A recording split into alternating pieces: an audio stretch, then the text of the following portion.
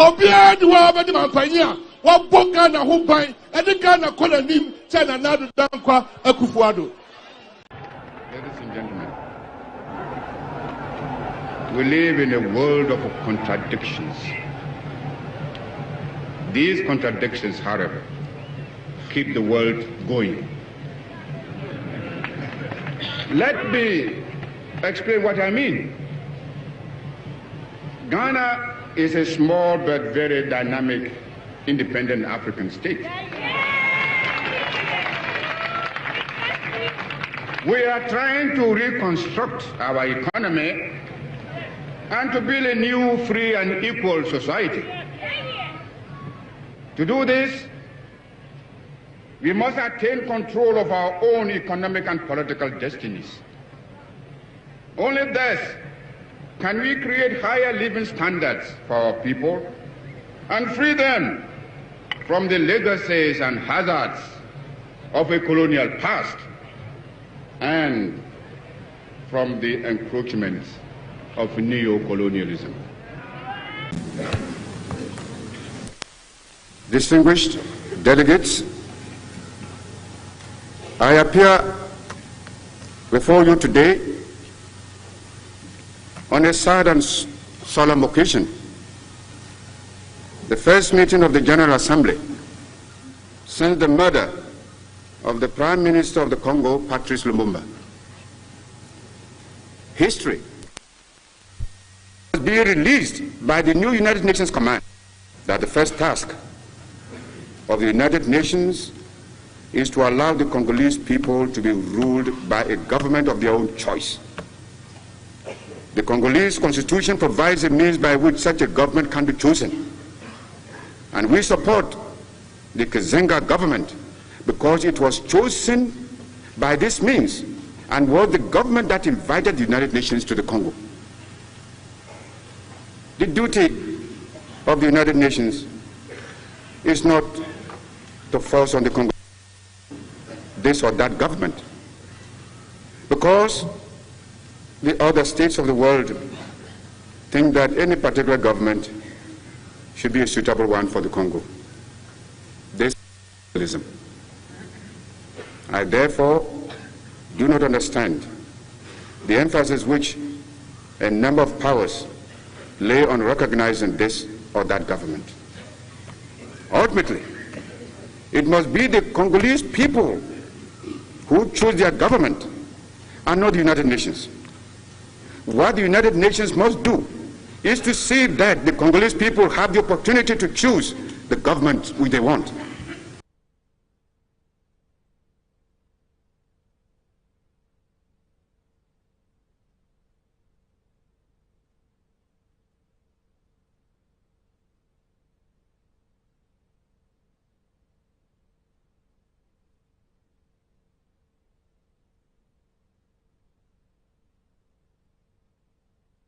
The greatest opportunities in the history of mankind.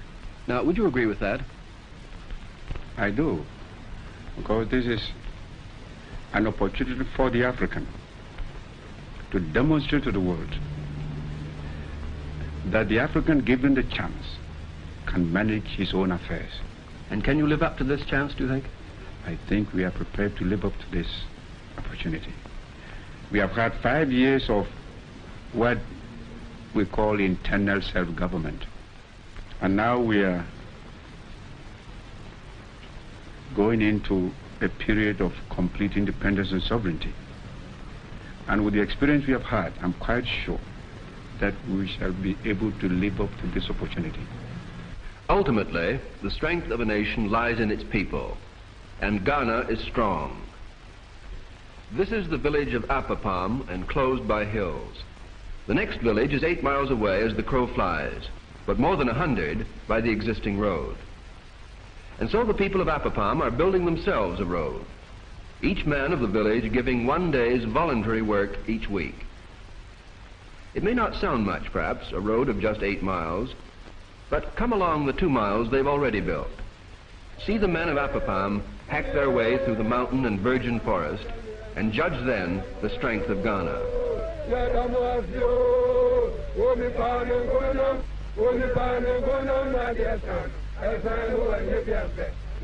Among the delegates, Tom Mboya, the 28-year-old trade union leader from Kenya, son of an illiterate fisherman, graduate of Ruskin College, Oxford, and chairman of the conference.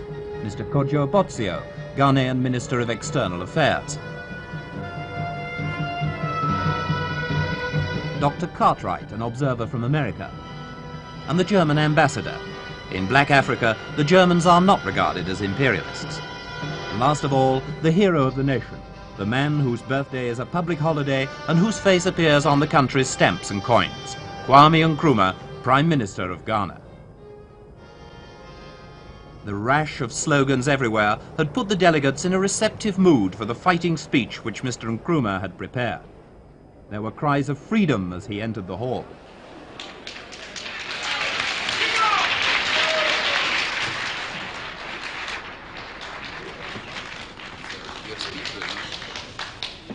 Our enemies are many, and they stand ready to pounce upon and exploit our every weakness.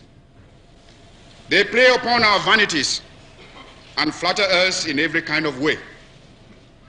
They tell us that this particular person or that particular country has greater or more favorable potentialities than the other.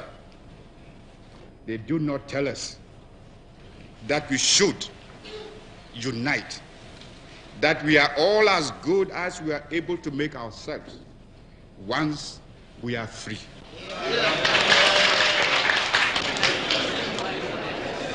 We want, therefore, to develop our own community and an African personality. Others may feel that they have evolved the very best way of life, but we are not bound, like slavish imitators, to accept it as our mold. If we find the methods used by others are suitable to our social environment, we shall adopt or adapt them. If we find them unsuitable, we shall reject them. Fighters for African freedoms, I appeal to you in the sacred name of Mother Africa to leave this conference resolved to rededicate yourselves to the task of forming among the political parties in your respective countries a broad united front based upon one common fundamental aim and object, the speedy liberation of your territories.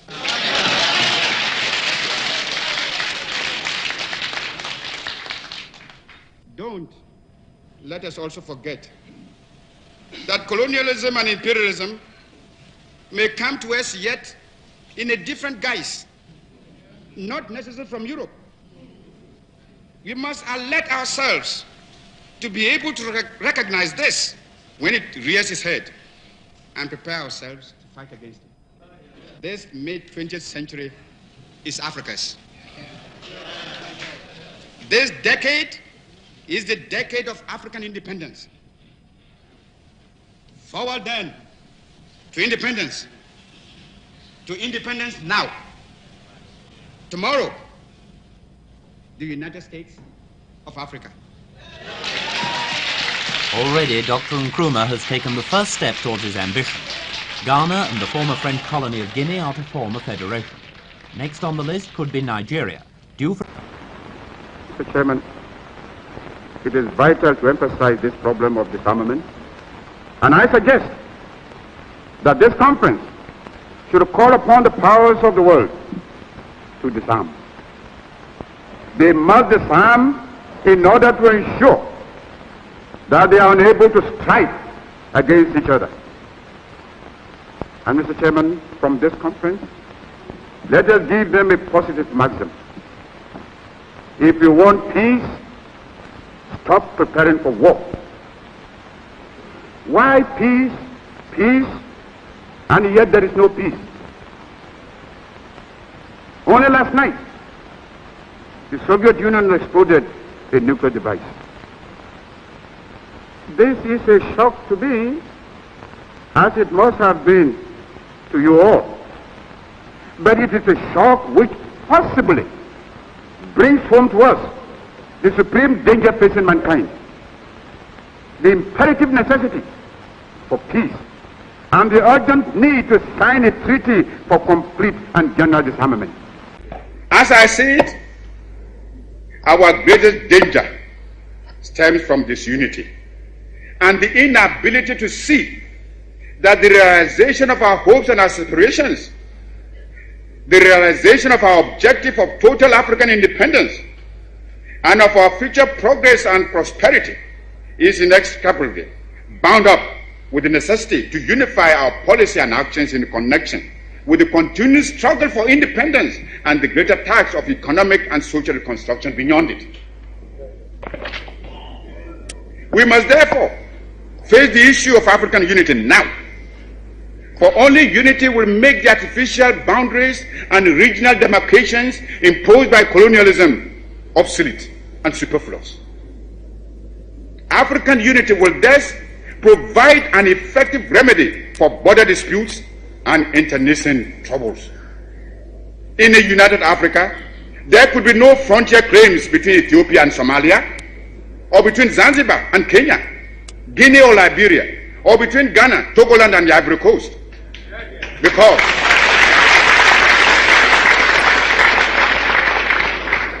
Because we would regard ourselves as one great continental family of nations. Ladies and gentlemen, we live in a world of contradictions. These contradictions, however, keep the world going. Let me explain what I mean. Ghana is a small but very dynamic, independent African state. We are trying to reconstruct our economy and to build a new, free and equal society. To do this, we must attain control of our own economic and political destinies. Only thus can we create higher living standards for our people and free them from the legacies and hazards of a colonial past and from the encroachments of neo-colonialism. Freedom fighters, comrades and friends, it is my great pleasure to welcome you to Accra and to this conference of African freedom fighters and supporters of the growing movement for Africa's liberation and unity. Africa is rich and not poor.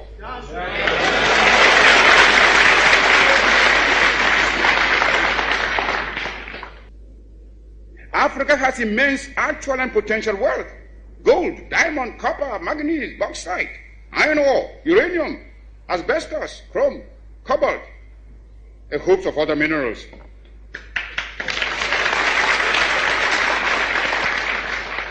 Our essential agricultural produce have all been drained away by colonialist imperialism. Africa is far from being poor. It is Africans who are poor, not Africa.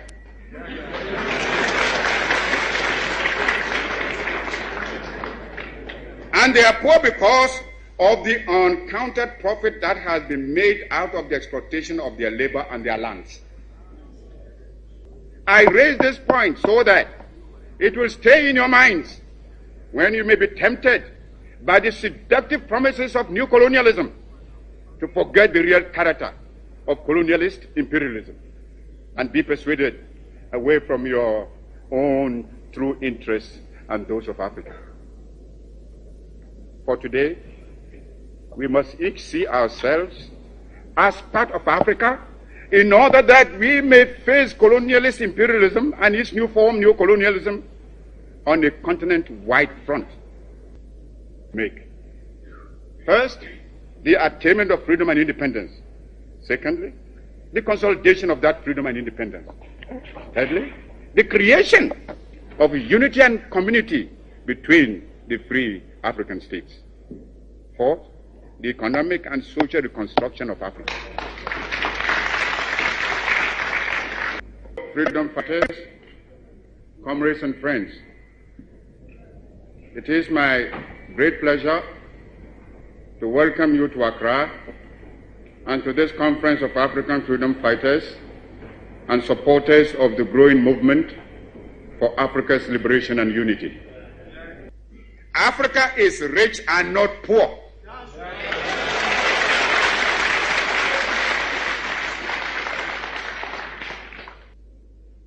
Africa has immense actual and potential wealth: gold, diamond, copper, manganese, bauxite, iron ore, uranium, asbestos, chrome, cobalt, and hopes of other minerals.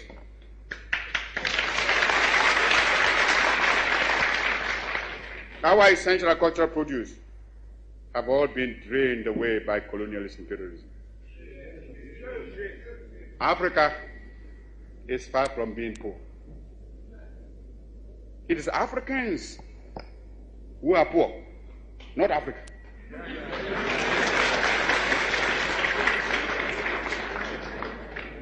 And they are poor because of the uncounted profit that has been made out of the exploitation of their labor and their lands.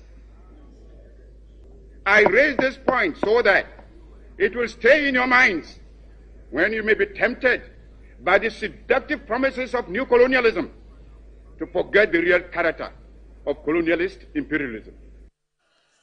Thank you. Today we are gathered here to mark a day of profound national importance that evokes reflection, pride, and renewal. It is our Republic Day. The 1st of July, the day Ghana became a republic in 1960. This date marked a new era in our independence journey, when as a sovereign people, we boldly declared that the highest authority in our land must emanate from the will of the Ghanaian people. It's also a day we have chosen to honor those whose life's work has brought Ghana this far, our senior citizens whose strength, sacrifice, and service have shaped the soul of our nation. And for the first time in our Republic's history, today is also being observed as our National Day of Prayer and Thanksgiving, a solemn moment of gratitude and spiritual unity as we seek the divine favor for the journey ahead. When my administration resolved to reinstate July 1st as a statutory public holiday, we did so out of a deep conviction that a sovereign people must not forget the day they claimed complete political independence and republican status.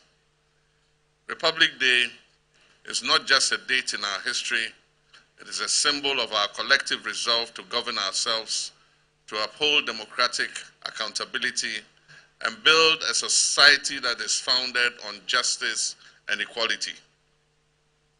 And so in the spirit of our forebears, Dr. Kwame Nkrumah, and the many others who fought for independence, we recommit today to protect the sovereignty of our nation, to deepen our democratic culture, and to keep alive the flame of national pride and civic responsibility. Distinguished guests, today is also Senior Citizens Day, and as President of the Republic, I'm honored and humbled to welcome you, our senior citizens, to this celebratory luncheon in your honor. Indeed, this is not a mere formality, it's a public expression of national gratitude. We say ayiko to all of you for the sacrifice and the effort you have made. Each of you has played a part in Ghana's story. You have worked hard as teachers, as farmers, as doctors, as engineers, as police officers, civil servants, entrepreneurs, soldiers, mothers and fathers. And together you have built schools and roads, taught children, delivered health care, defended our sovereignty, and carried Ghana through the many trials that we have been through. Your service has left a legacy that lives on even into the next generation. We are who we are because you gave us what you had.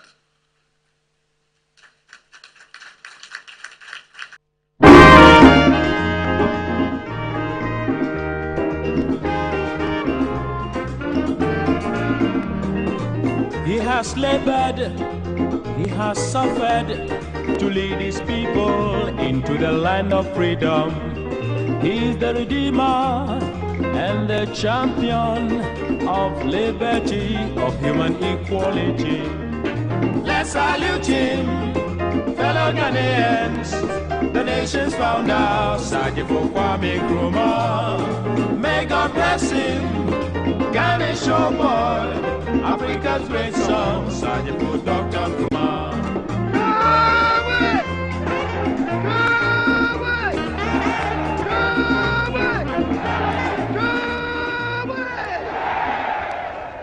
Government is broke, government is broke. But people are spending billions to go inside the government that is broke.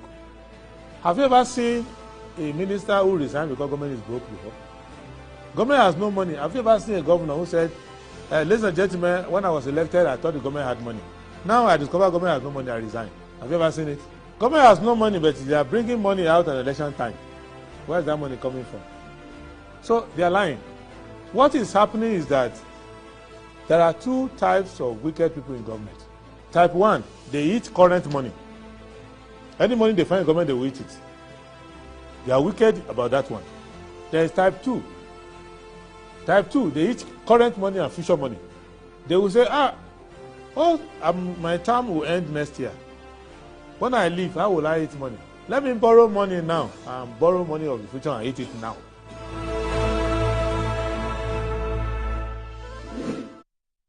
Hello, good morning. Good morning. Today is the 4th of July, and it's a holiday. It is a holiday. So we're celebrating, or we're commemorating and celebrating Ghana's Republican Day.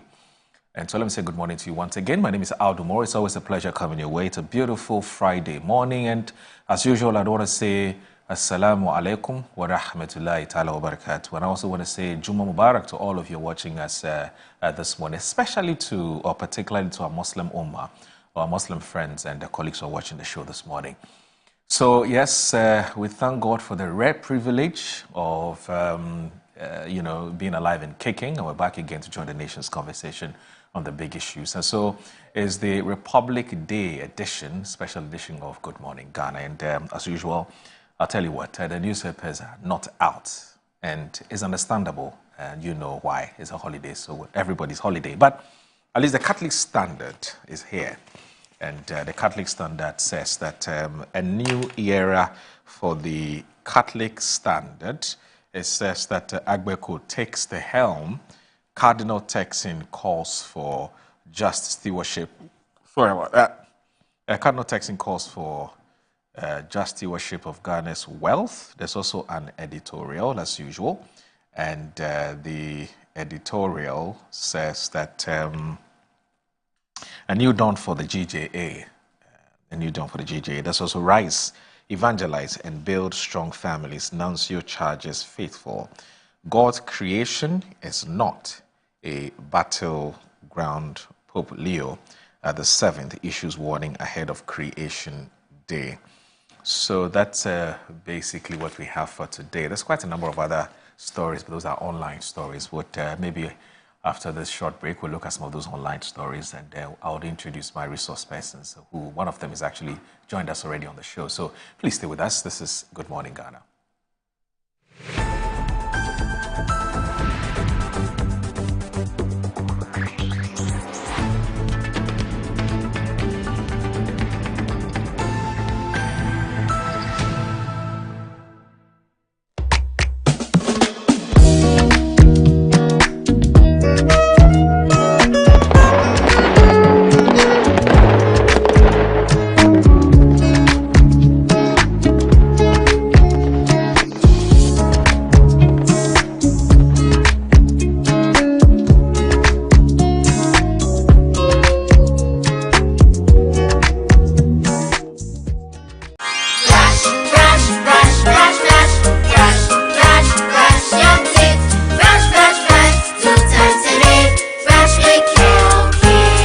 Hello, my friends. My name is Kelkit's Toothpaste. Wow. I was made to be gentle on your gum, but protected. I will protect your teeth from cavity, make your teeth whiter, stronger, keep your mouth fresh all day. And best of all, I'm strawberry flavored So put on a smile and try me. That's amazing. Just try me. That's my job. If you say so, jump on my brush. Makes your teeth stronger. Chicky whiter. Chicky stronger. Yay! You did it! I'm glad you like your new toothpaste. Don't forget to brush both day and night. Kel Kids. Happy smile.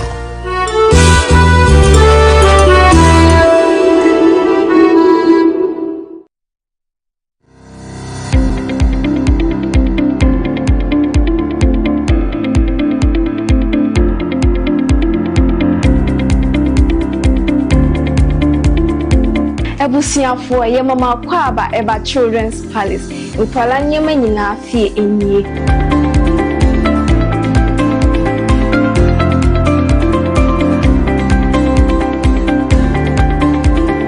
Yonkwala ntade mani mema nyina ntare nyina wase.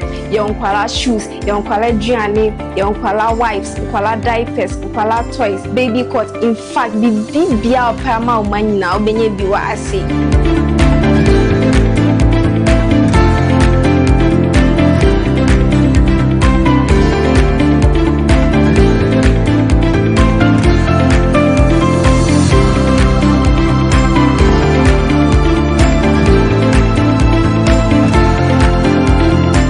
Located at East Legon Hills, Nana Chrome KFC. Contact us on 059-6377-172. Children's Palace. Happy children, happy fashion. See you soon. Bye-bye.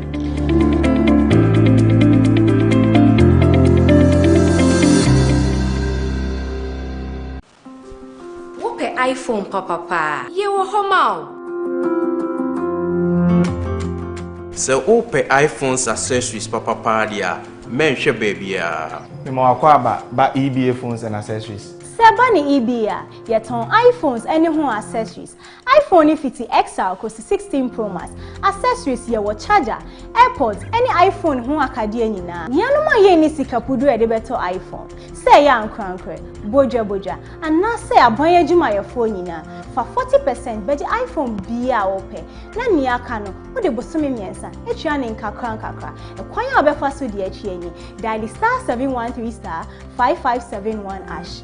Oba, sheno so se wo de wo Ghana card. Eni nia e kire se wo ye adwuma. Hwehwe ye kire kwan e wo circle mo. Eni tip tolling ye ni modern photos enchen ho a. Afein so se wo ba American Mall ye ni odo rice eni di nhwani. Kuma senso ye wo edum Central Prisons roundabout Ejekum Abonsan ni mo. Freyen e wo numbers na ebu screen ni so no. EBA phones, no hassle cra. Are you a headmaster, headmistress, parent, teacher, or an educator looking for high-quality textbooks for preschool, primary, and junior high school students? Look no further than Advocate Publishing Company. Advocate Publishing Company is a leading publisher of educational materials in Ghana that publishes very engaging, interactive, and comprehensive textbooks that meet the needs of students, teachers, and parents. Our textbooks are thoroughly published to make learning fun and easy. They are also designed to stimulate critical thinking, problem solving, and creativity in students. Make Advocate Publishing your preferred choice for all your educational needs. Explore our range of textbooks and educational resources. Visit us at the old GNTC yard near Kingsway, Accra. You can contact us on 0503 786 776 or 02408 06354, also 0531 600360, and connect with us on Instagram, X, and Facebook at Advo Publishing. Don't settle for less. Choose the best. Advocate Publishing Company, empowering young minds one textbook at a time. Think in publishing, think Advocate Publishing. Sometimes the unexpected happens and the hero falls down in his own story. But he needs not stay down for long.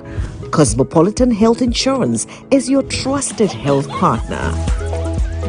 Whether an individual building a business, with Cosmopolitan Health Insurance, your medical care is our concern. For the best health insurance solutions for corporate institutions, groups and associations, families and individuals, choose Cosmopolitan Health Insurance from our over 700 accredited health service providers nationwide. Call us on 0302 540 668 or 0501 678 547 for all your health insurance solutions.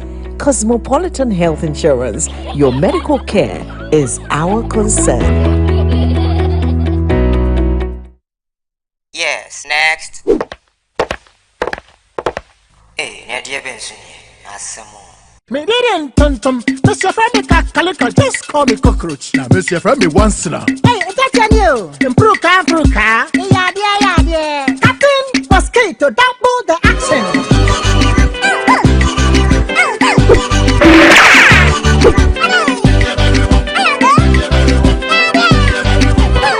Maybe the sasso spray. Mr. Freddy sasso quell. Yeah, go to my sasso.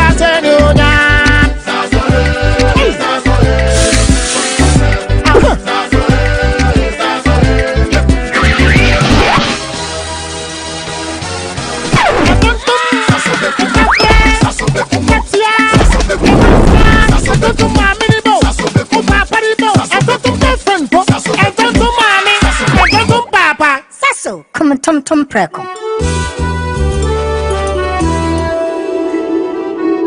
I'm here at Mycom JA Limited to show you the Promethean Active Panel, the ultimate tool for corporate institutions, hospitals, schools, and your home. With it, crystal clear 4K display and an unbreakable screen with an ultra responsive touch technology. This isn't just a screen, it's a game changer. For corporate institutions and in schools, this active panel can be used for Zoom meetings and PowerPoint presentation. And your homes are not left behind. You can use it to watch all your favorite programs by just connecting to a Fire Stick, and you can get access to channels like Netflix and Amazon, and voila, you are in there. At Mycom JA Limited, we provide you with the best quality products from the United States of America with 1-year warranty. You can get buy affordable service plots and lands from estate masters.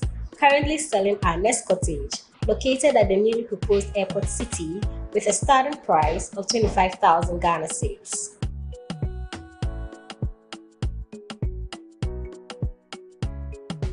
We also have Palm Hills, located at Panfukuro in the Gomwa East District, also with a starting price of 15,000 Ghana cedis.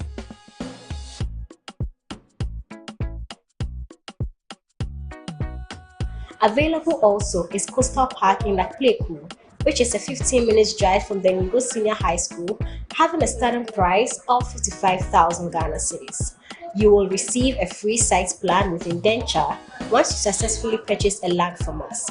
For any enquiries, contact the numbers provided. Estate Masters, your most preferred estate partner.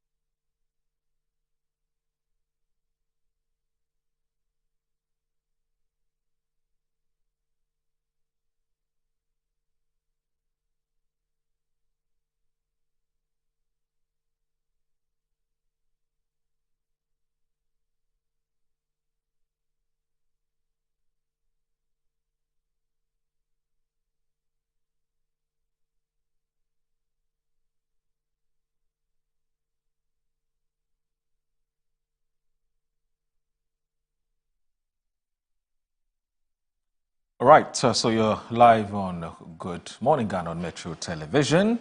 Let me also say that the show is live on 94.1. So happy Republic holidays, isn't it? Or happy Republic Day. Today we're celebrating Republic Day, even though it's the 4th of July. Yes, it's we call it Republic Day in Leo. So it fell on Tuesday, which was the 1st of July, but we had to shift it to Friday in line with the government's policy that if a holiday falls on Tuesday, Wednesday, Thursday, it is shifted to the nearest Friday, and that's why today it's a holiday. So if you had fallen on Monday, or if it fell on Monday, then Monday would have been the holiday, and then we start with Tuesday to Friday.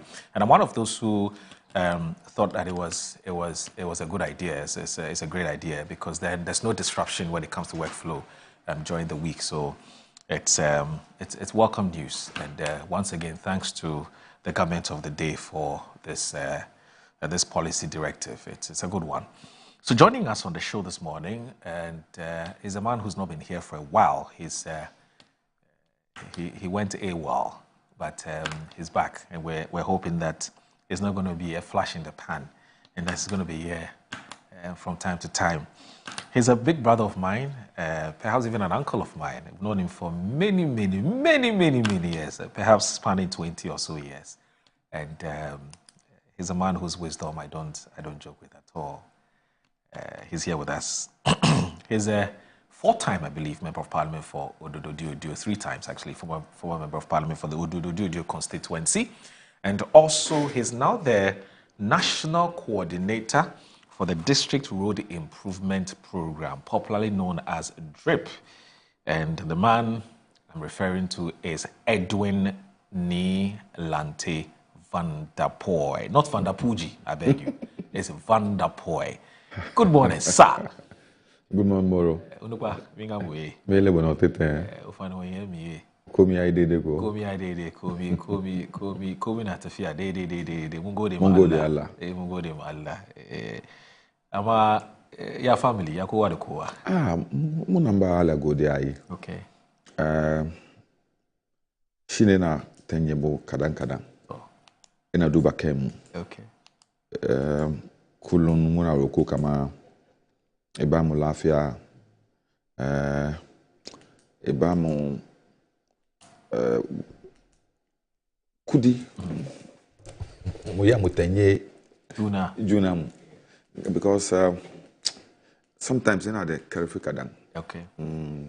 Because masu the problems we yawa. That's true. We ni akiraka inandemo. Emako. Back at the she be understand. That's true. Somebody come catch it back at the she. So sometimes I come Morocco ala kulu ebamu. Say musma mwenye muba weni kuma. That's true. What on today is a holiday. Please allow us. Let's speak some local like that. What pembo for crowd do? English. What on? Don't worry. I'll translate everything we've talked about in English because it's an English program, so understand that. Kaman kai hakan da yau you are no more MP. Amma kuma mun san kaman you've been an MP for 12 years. It's akwai waɗanda yau su wurinsu even though kai ba MP ba ne, amma har yau har gobe sun kira ka. Moro ba komi kama you are no more MP. Ko? Hey! Wato su ba su san inda dare musu ba. There's no change. Ni ina tuna kama wana bu you have to society mu. Okay. Historically. Okay. Duba kama kana chicken with the family. All of a sudden, ko be the aiki chicken family na keka samuhanya ala yaro ko kakaba yabaka aiki.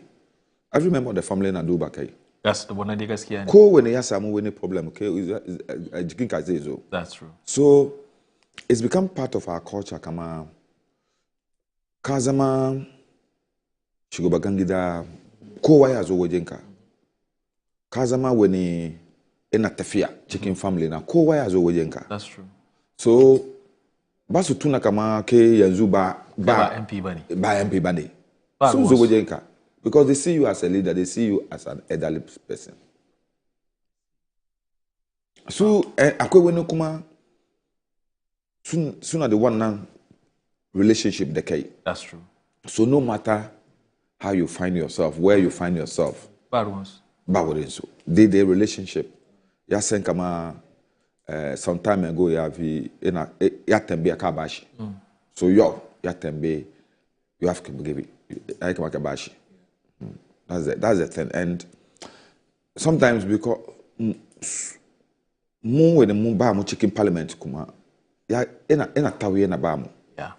Because you are out there, you are not in parliament, you are not getting what you have to get. And sometimes psychologically and mentally too, I want to have, at least I want to be free a little, I want to get out of the stress. Why is this thing still coming to me? Yeah. Why are people still coming to me? Why? So, in a year when advocacy and kama so when it's in a parliamentary and so do welfare package and so say okay. We must look at the pension scheme of parliament, the call me. So that because is it parliament, ba I been back ma responsibilities now. It may come down a little, but yeah follow still Wow. It's a very difficult situation. And Muna getting so many former MPs. The situation is wahala bawasaba. Sometimes when you see them, it's so disappointing. And Basubane, can spend Komi, Jikinka on elections, take a loose. Ghana Kuma, Kazama politician, Kazama political exposed person. But when he say do kika chike aiki. Because it may affect his business or his because of our victimization and vindictiveness when it comes to politics. Politically exposed or politically tainted. Yes, you understand. And when he not okay, she government had to nakamani and people. So in a very difficult. Wow. You know, bonds don't justify corruption, but to some extent, I can understand why public officials and Mosuka Samu don't want to, when he Masai, we say position in government. Meshina Neman one the opportunities that Duka de Samu don't want to kudi education. Because salary in Kabeke. That's the truth. Salary in Kabeke. Salary in Kabeke. Kuma mutani de ke Zua Wajenka. Exactly. Ana de yawa. She's it's very easy to corrupt a politician. Yeah. They kind of kaki the dang one form of discipline. What kind of discipline? Having a sustaining power as an MP, the karfi. Bawasaba. Because when you are so when so ya ure ina so kare mata biyu ko uku ya kamata ka dan bashi wani kudi wani kuma yazo wai na so kaza wani I mean all kinds of demands. And me shi bai tambayan ka kana da shi ko bai da baka da shi. But you understand. So amma akwai ku kuma understand. Watakila da kai as a former member of parliament. Kate muna you promises. No, promises ba. Yau watakila na san ni Lante Van der Poel. Lokacin da na san ka kana dan wani chamber hall ka. Shi ka zo ka zama MP. Ai na tashi rana guda na gan kaman kana da wani kana yanzu gidan ka ma saki kana cikin wani 10 bedroom apartment ko wani 6 bedroom apartment mai lafiya. Yanzu ya sunan shi Toyota Corolla da kake jaye ba ka bar jan wannan ko ka bar tukan wannan lori. Na bar opera record na. To. 24-29. Ya da kai ka convince na kan baka da shi. Moro amma ina so ku san kama look. Ba wannan abu ba kama ka samu kudi cikin kotokun ka bane. Okay. Opportunities ne. Because wannan Land Cruiser kana je nan is loan. Sosai. An baka hanya sai ka biya shi kadan. Wannan daki wani kana cikin nan ba salary ka bane. No. Because K member of parliament ne ka te ko when the bank ka te ka ce na neman wannan kudi na use salary na kaman guarantee every month. The bank will give you. Right.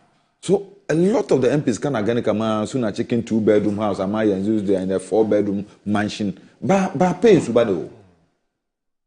Loan kedede. So the issue come Bakazama MP, Babaka Yakasamu one opportunity to get that loan from the bank in the first place. Yeah. So that is opportunity you get as a member of parliament. Apart from that one, to Ayina Kama when Yazama MP so Yasamu Kudi Yasam Bakabani. Yeah. One and the illusion. Yeah. Kuluna Gamutane illusion. Amaka Bamu Yamute Musea in front of constituents Mugamus Kama a gas salary moon. Loan na dokina say wanga, loan na dokina yiwanga, loan na Bakaya Kefed one number. Right. Because even Sue when the Suna Jinka, the Basu believe in ka. That's true. Basu believe in ka. Because in a Ghana Kama, she yate bank, actually, and name one and loan, Babash. So say. It's not easy for any Ghanaian to get that loan. That's true. Ama Keka Sam. Yeah. Can I get Kama loan? She won't be, that person will not believe you. So Suna Tuna Muna. Muna Jindadi. Muna Jindadi, Muna Satawa, Muna. Those things. Oh, no. It's not easy. I see. Okay. But all right. So, Dubakamashi, Yazo Parliament. Yes. Yabata Kudinshi, the Komi Yazo Parliament. 1 term. It's finished. 1 term. Be the any fallback position, Yakari. Life is Yabata Kenam. Aye. Kaganeko. Last, in the Magana de Adumako Kisi. Yeah. Yabere Hospital. Yazo Parliament. Because Yabere Hospital, performance of the hospital Yazo Kasakadam. Say, you lose relations. Look, if he has not got a hospital, that's the end of him. I know why I did. But wasaba. So can I get so many former MPs on the fear life in Suyayi Wahala, Yahi Basa? It's because of the welfare packages that is there for us. So members of when it's when I check in Parliament, not saying Kama, I bring us to Yate Bisa. So say about 3 times what we were earning when we were in Parliament. So what they must look at, Kama, they must look at a comprehensive welfare package. Yeah. So that when somebody even leave after first term, wahala. Okay. All right. So please don't get it twisted. Don't be mistaken about what show you're watching. It's still Good Morning Ghana, but the holiday edition. And so we have attempted to try a language which a lot of us, or a lot of you are familiar with, which is the Hausa language. But it's not a Hausa program.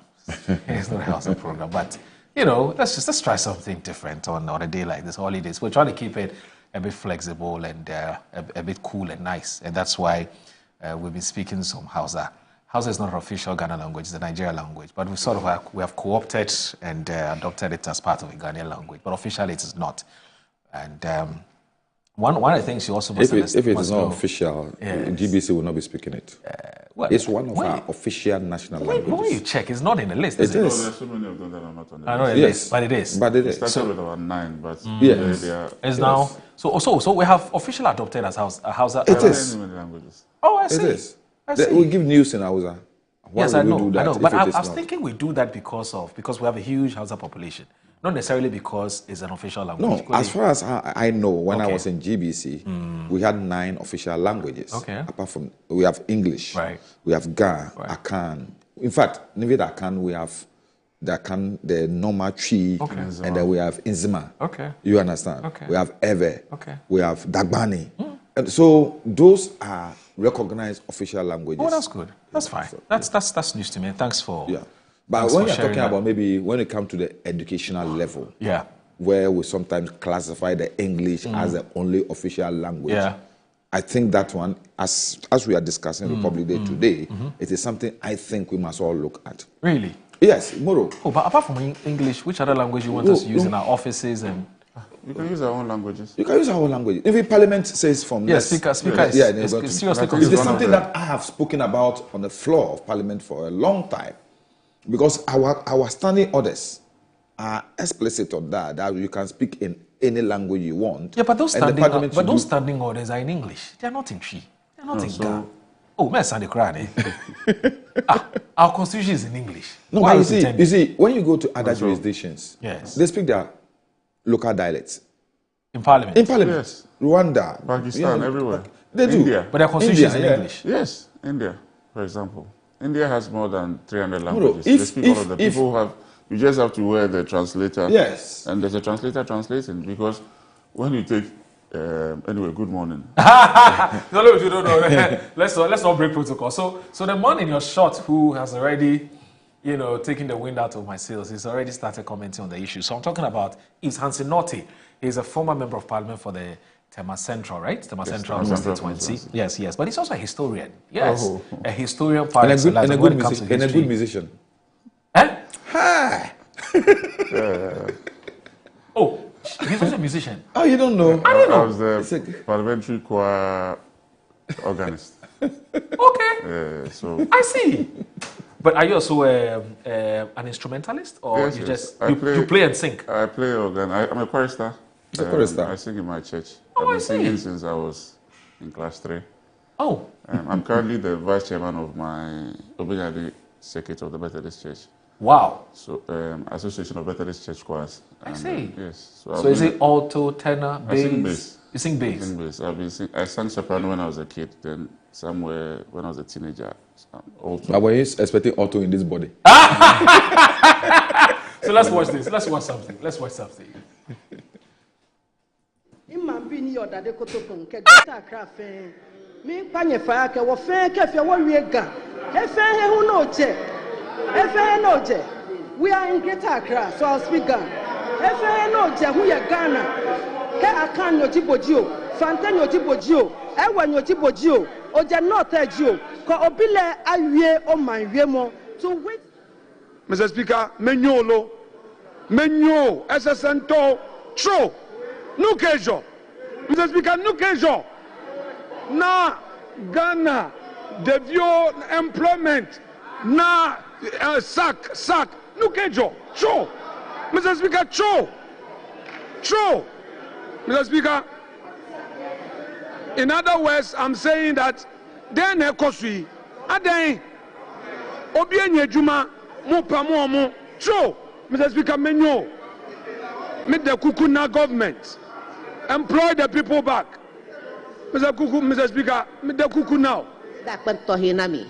Midanya Feshi, Chano Manablawo. Mr. Speaker, I thank you very much for your attention. Emrasebejan Chiamin, Anope, Medawase, so Mama Quenya, Namitre Madrin, Ewo, Sa, Equain so, Sir Ghana from Kala, Ebeka Chi, Ebeka Gan, Ebeka Dagman, Ebeka Casabia. Na brofo kasa mo nso no obi antimi sisi wo mo ombetimi aka kasa no fefefe mbisama wo nja wo mboa wo benmedusu ama fama ba fe kamba dina fe na nyambere na ebo anzama de kekere be kwasu Ghana no na menimo fa nkom wi na fa buka so etienika wo kerba uba ameshi anufa ne ne shi kwankwama ne Neshi bimo banye, neshi Hausa, mama yaka nasara sanga kere, nasara ni kia kwashio. So ndamashi, thank you so much. Speaker, mbo nsoro zan wa be farafara, mbo kaikwe no fuduma zan wa be farafara, mbo fafaduma zan wa be farafara. Fafariye tole tu pati tu kwa mala zamhe, tu zamhe fafare. To bet baban kama to yetola zaya to me non to yeto osanka pal hu koma babure osanka pal baba yeto bakamina ba yes this house.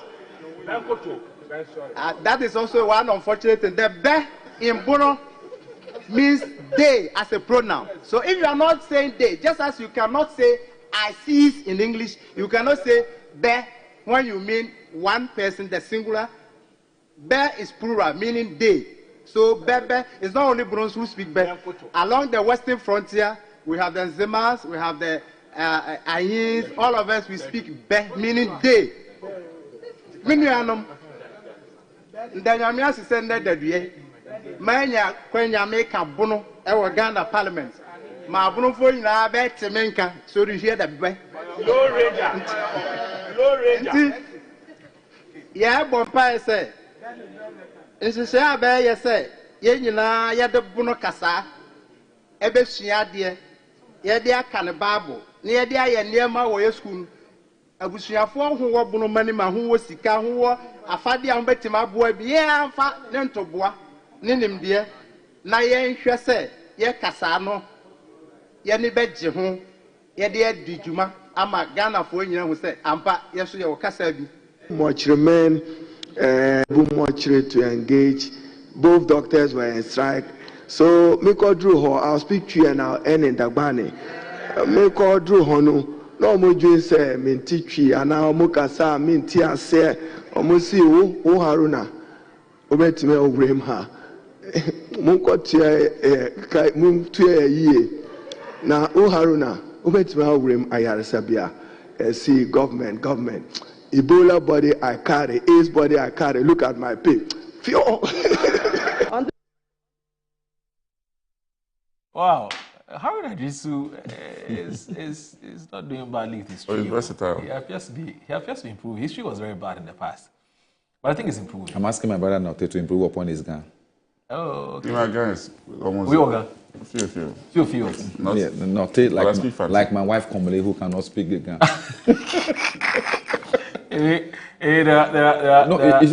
Let me say, if you grew up in Tema and you don't really play around Tema Newtown, Community 1, but Tema Central, you may end up, even if you're a guy, you may end up speaking Fanti.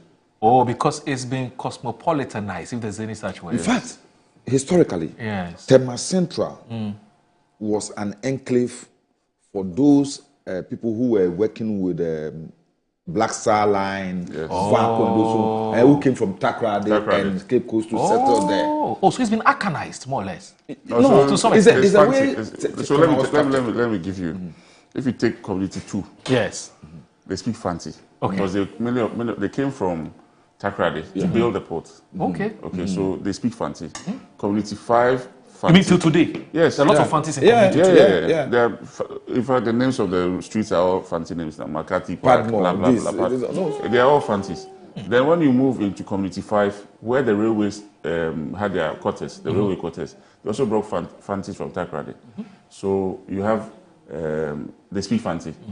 And then when you move into Community 6, 10, now you'd find the English and the Chi mixed a bit. Okay. When you go to 4, 7, 8, and 9, it is Koforidua. Hey, Chi. Yes, Koforidua and Achim. So that is how our constituency is, or that's how the demographics exactly. Even Tema West to a large extent. And so the same population that was in Tema, their descendants, or that came to Tema, their descendants have moved into Sakumono and parts of Lashibi. So it's Akan. All that place is Akan. So the guy in the Tema 3 constituencies have been, let's say, pushed all the way into Tema Newtown. Even when you go to Tema Newtown today, because of the Fanti fishermen that come there, majority of the kids speak Fanti.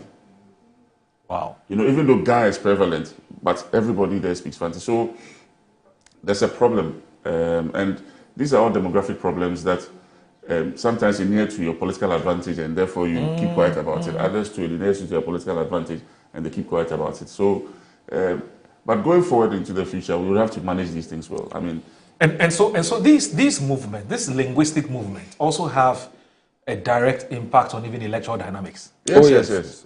So in this election, let me use myself as an example. When I went to election in 2020, I didn't speak any Ga. I used my name Ninoy, but I spoke Chi, and I only spoke Chi and Fanti. Okay. And that's what gave me my vote. Because even the guns amongst them, will vote for him. Yes, exactly. Hey. In fact, I went to one house. The man called me in and said, socialization is serious. It's very strong. The man called me in and told me that your name is not Ninoy, it's Ninoy. It's Ninoy. The sound must... Yes. And it's correct. Yes, it's correct. But so there's a difference between Ninoy and Ninoy. In fact, there's no Ninoy. there's nothing like Nino. It's Nino. Nino and Norte. It has the like the sound mass. The Usu too. Yes, it's basically yes. This yes. old man. Yeah, I think it's even faster. Yes. Short yeah. It's basically Nino. Yes. It's an Usu name. Oh, okay. Usu and some parts of Guguna. Right. Right. So how did you? But you're not from Usu. I'm from Usu. Originally, you're from Usu. Yes, my father is from. Okay, my father is actually Akwemu. Okay. The Akwemus that settled here, kind of. Yeah. So my father's original family name was Yeboah. Okay. So you know we have some Yeboahs in a lot of Yeboahs in Usu. Even in Otublong. They are all Yeboah. Yes. Yes. So there are two varieties of Yeboah. Yeboah. Yes. And then Yebuah. I've never seen the BU. You haven't? No. It's only the O. A lot of Ghana areas, the Yeboahs we have is BU. It's BU? Yes. And there's some that kind one that BO. So we call our people Yeboah. And they say Yeboah. Oh, so No, the Boa and the O. U and O. Yes. Oh, Yeboah and Yeboah. Yeboah, yes. Wow. So if you also, so yours is the. And you know Achampon? Yes, Achampon. Do you know we have Gans who are Achampons? The Akan spelled as AKYEA. The Gans ACH. Oh, like the how do you call it, the coupist. So Osu was a trading post, and therefore people came from all other places to trade here. So if you take my father's mother's family, for example, they are from Ejumaku, but they are from Osu. They're also in Osu. Ejumaku. But we have Osu Ejumaku. But if you trace their roots, they're from the central region. Oh God. So we are all historically. Yes. When the Gans were going to war, you know, there was a time when Ashantis were virtually running on the Fantis. So the Fantis called the Gans to support them. So the Gans moved to support the Fantis, the Asin Praso, and the Jumaku people were known for their craftsmanship in the building of local guns, manufacturing local guns and musketry. So they were taken by the Gans to manufacture for them as they supported the Fantis in the fight.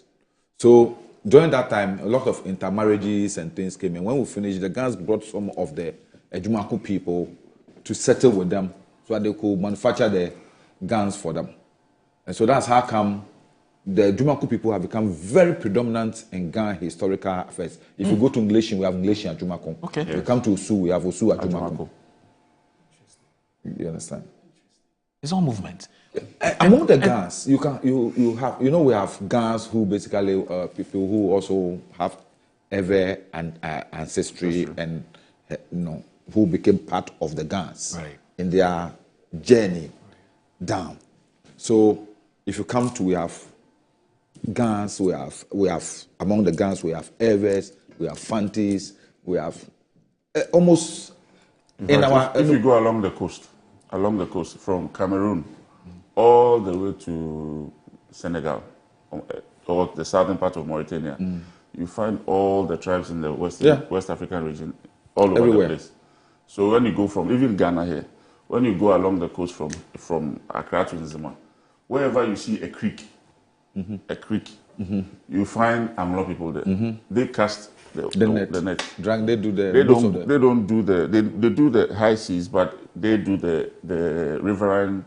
What do you call it? There's a name they call it. Artisanal fishing. Yes, along in the creeks, the lagoons. Okay. They are all Anglo people. When you get to Ankobra, the town you see down there, by the bridge, is an Anglo town.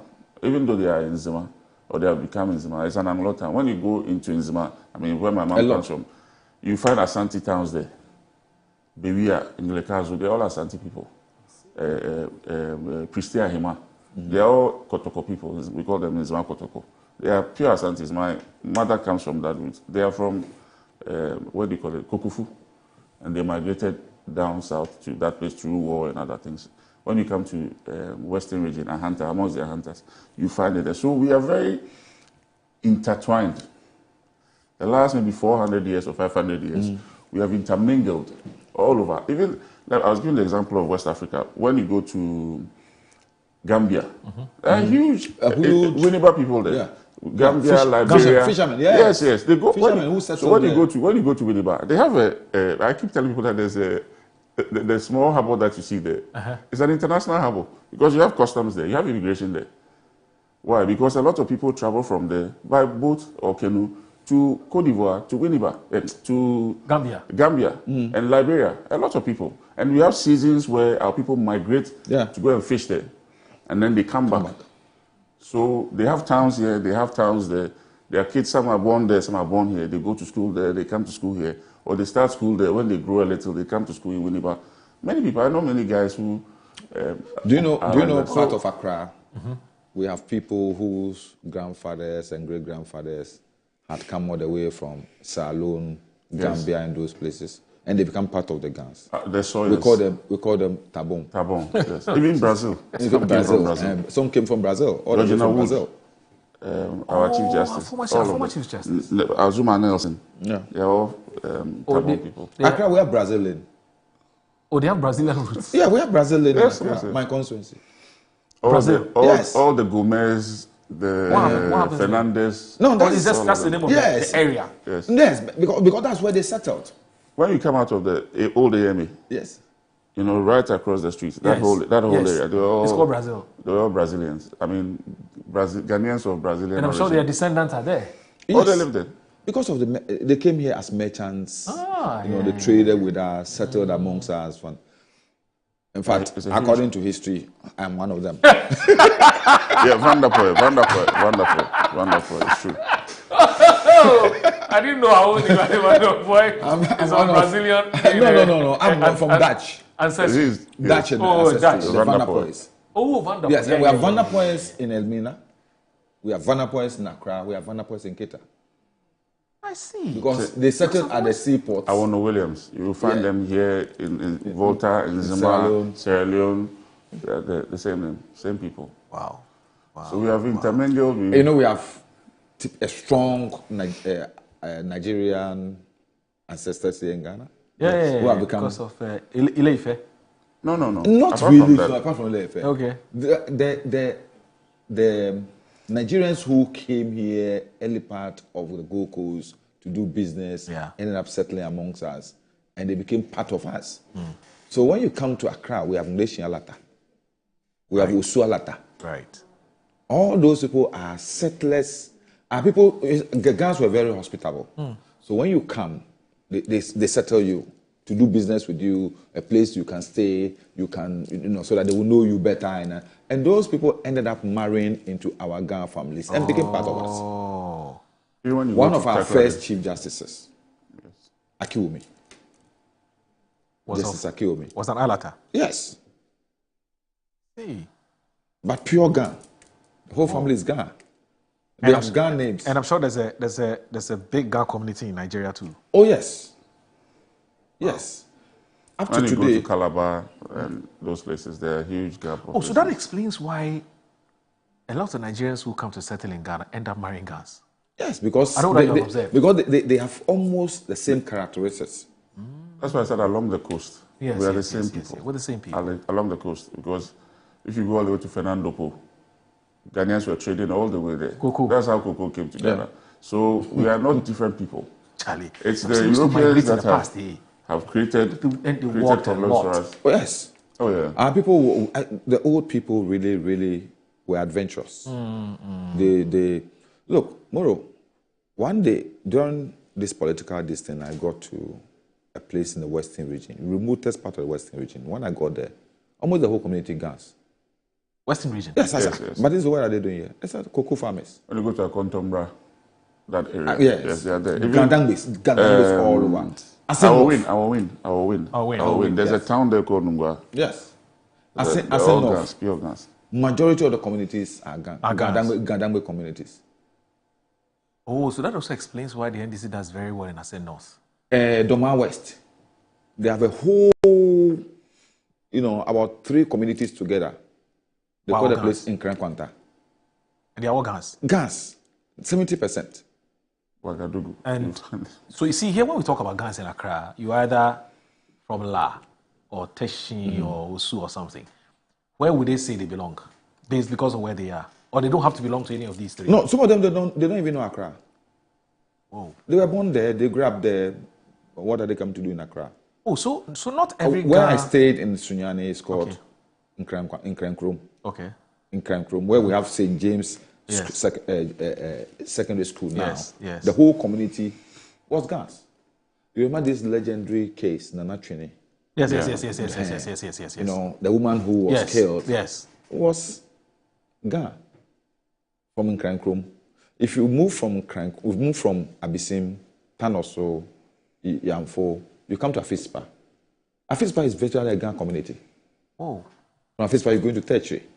So we must understand that we have a system in this country where who you meet in a particular corner could be your brother.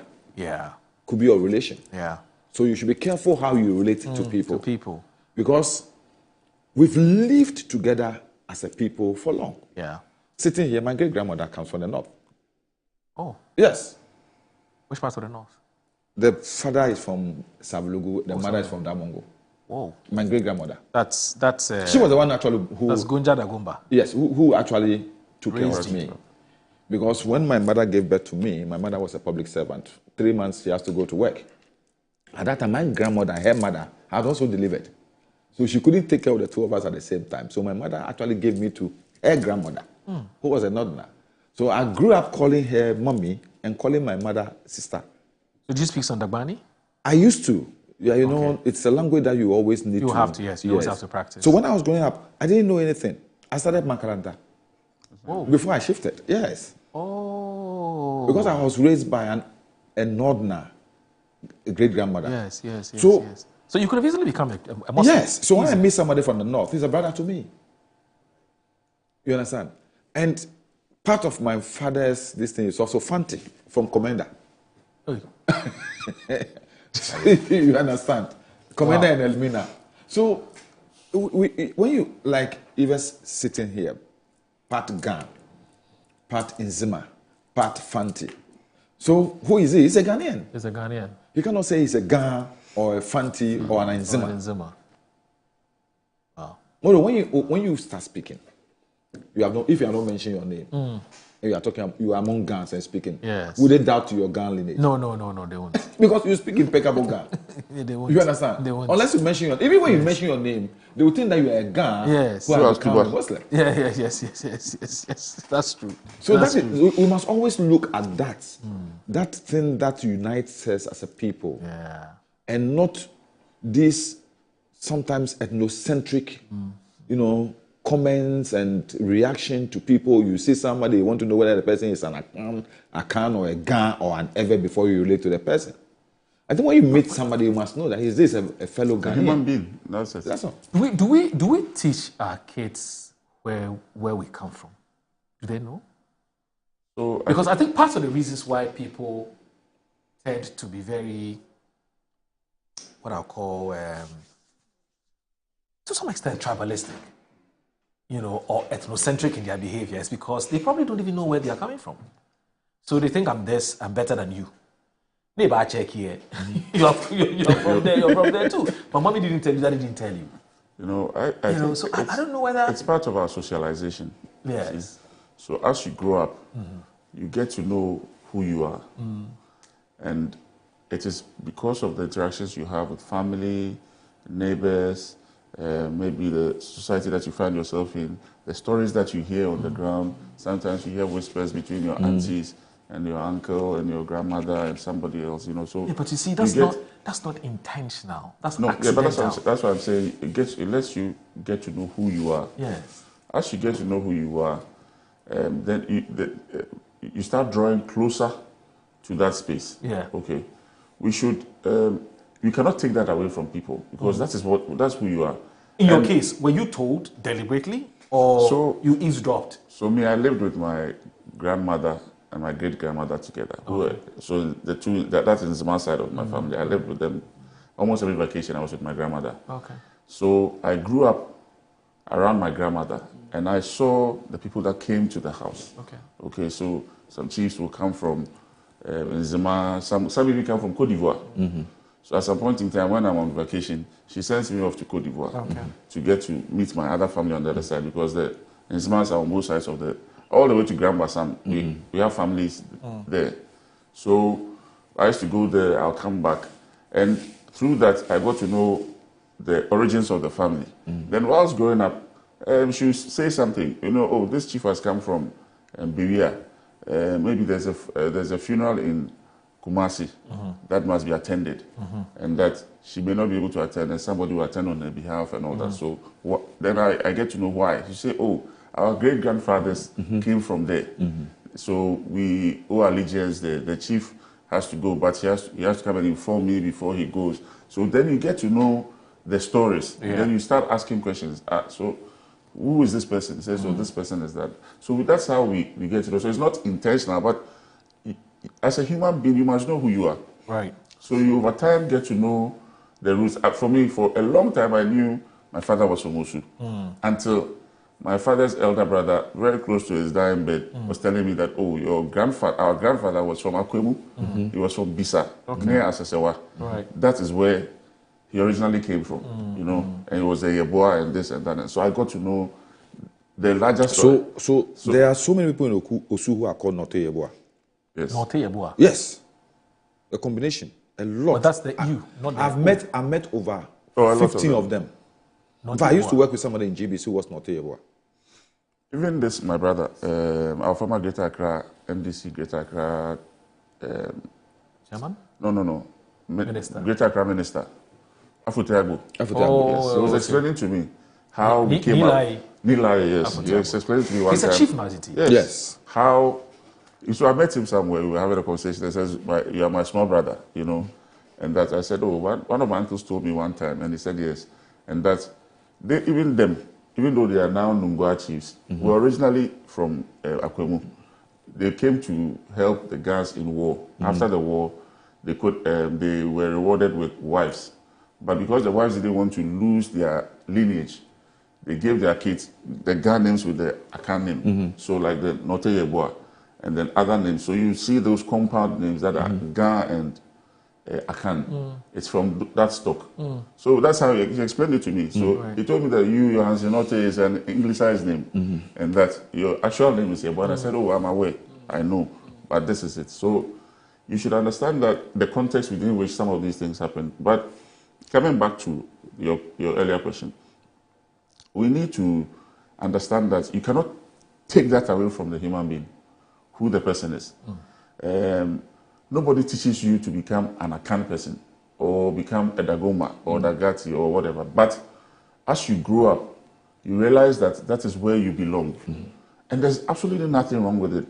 Because for me, our inability to promote our Ghanaian languages is because we have quashed that side of our heritage, killed it in a way, in the name of modernizing and maybe unity. No, I think we can still be united and yet different in our diversity. In our diversity, so that I've seen in other societies and other places. If you go to a place like India, there are thousands of languages. You can move from one district to the next district, and they cannot understand each other. Yet every language is recognized and accepted and respected. So when you go from town A to town B, let me use Ghana as an example. From Greater Accra region, you have Dagme, you have Gan. When you are moving from, let's say, Shire Hills into Accra, you see the signboards, let's say in English and Dagme. When you enter Accra proper, you see the signboard in English and Gan. Yeah. When you move from here to the next district, you see it in English and Efutu or Ewutu. Yes. When you cross from there, you see it in English and Fanti. That is how they have done theirs. And I think consciously. Yeah. So you move from the northern part of India to the southern part of there. Even the writing changes from Sanskrit to the Telinabu. It looks so different. They are not the same writing. It's like Arabic and the Latin languages, So we can adopt something similar so that we don't lose who we are. For that, once you lose it, you are nobody.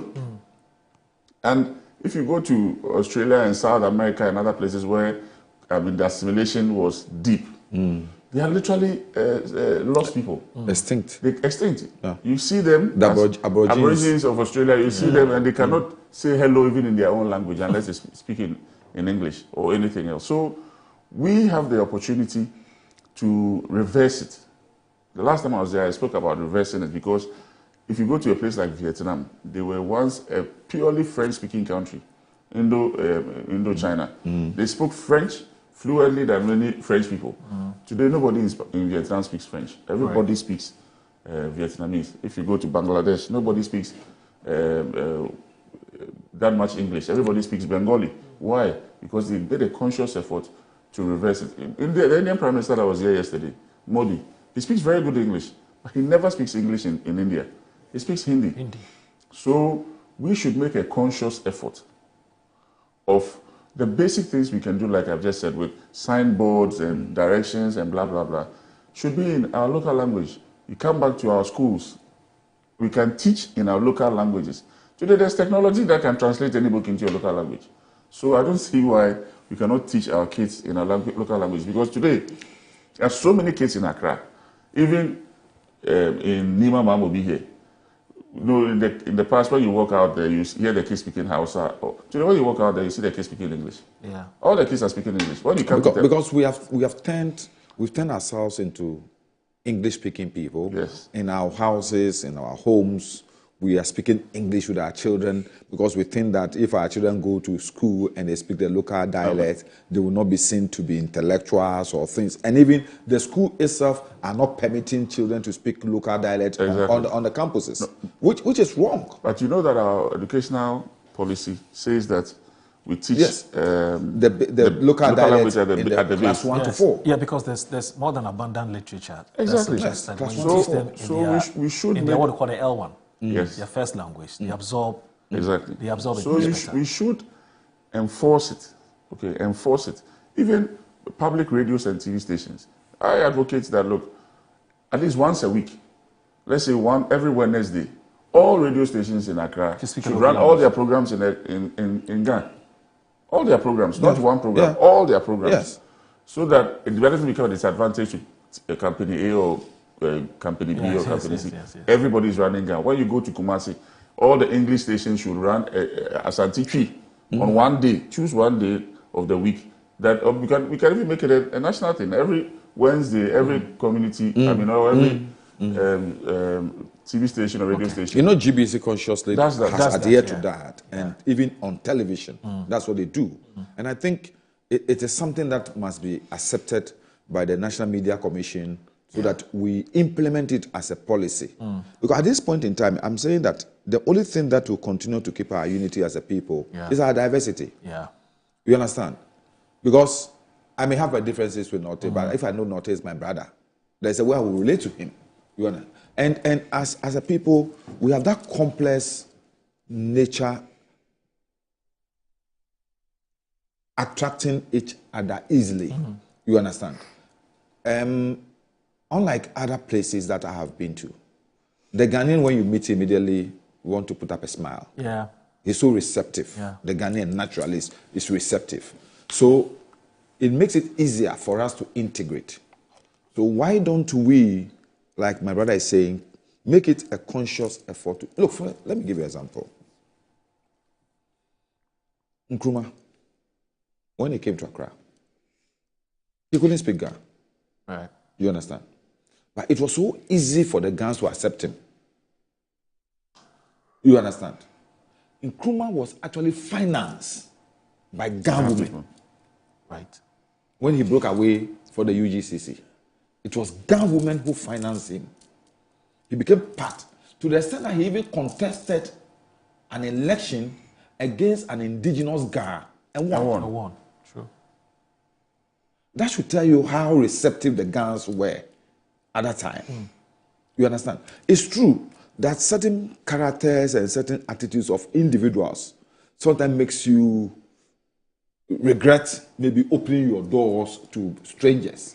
But then what makes it beautiful for us is the fact that many more are better citizens and better friends, better visitors to our homes than the few miscreants who sometimes do. So if I get up here and I move up to the north and I come back, everywhere I get to, the reception I get tells me that I am welcome.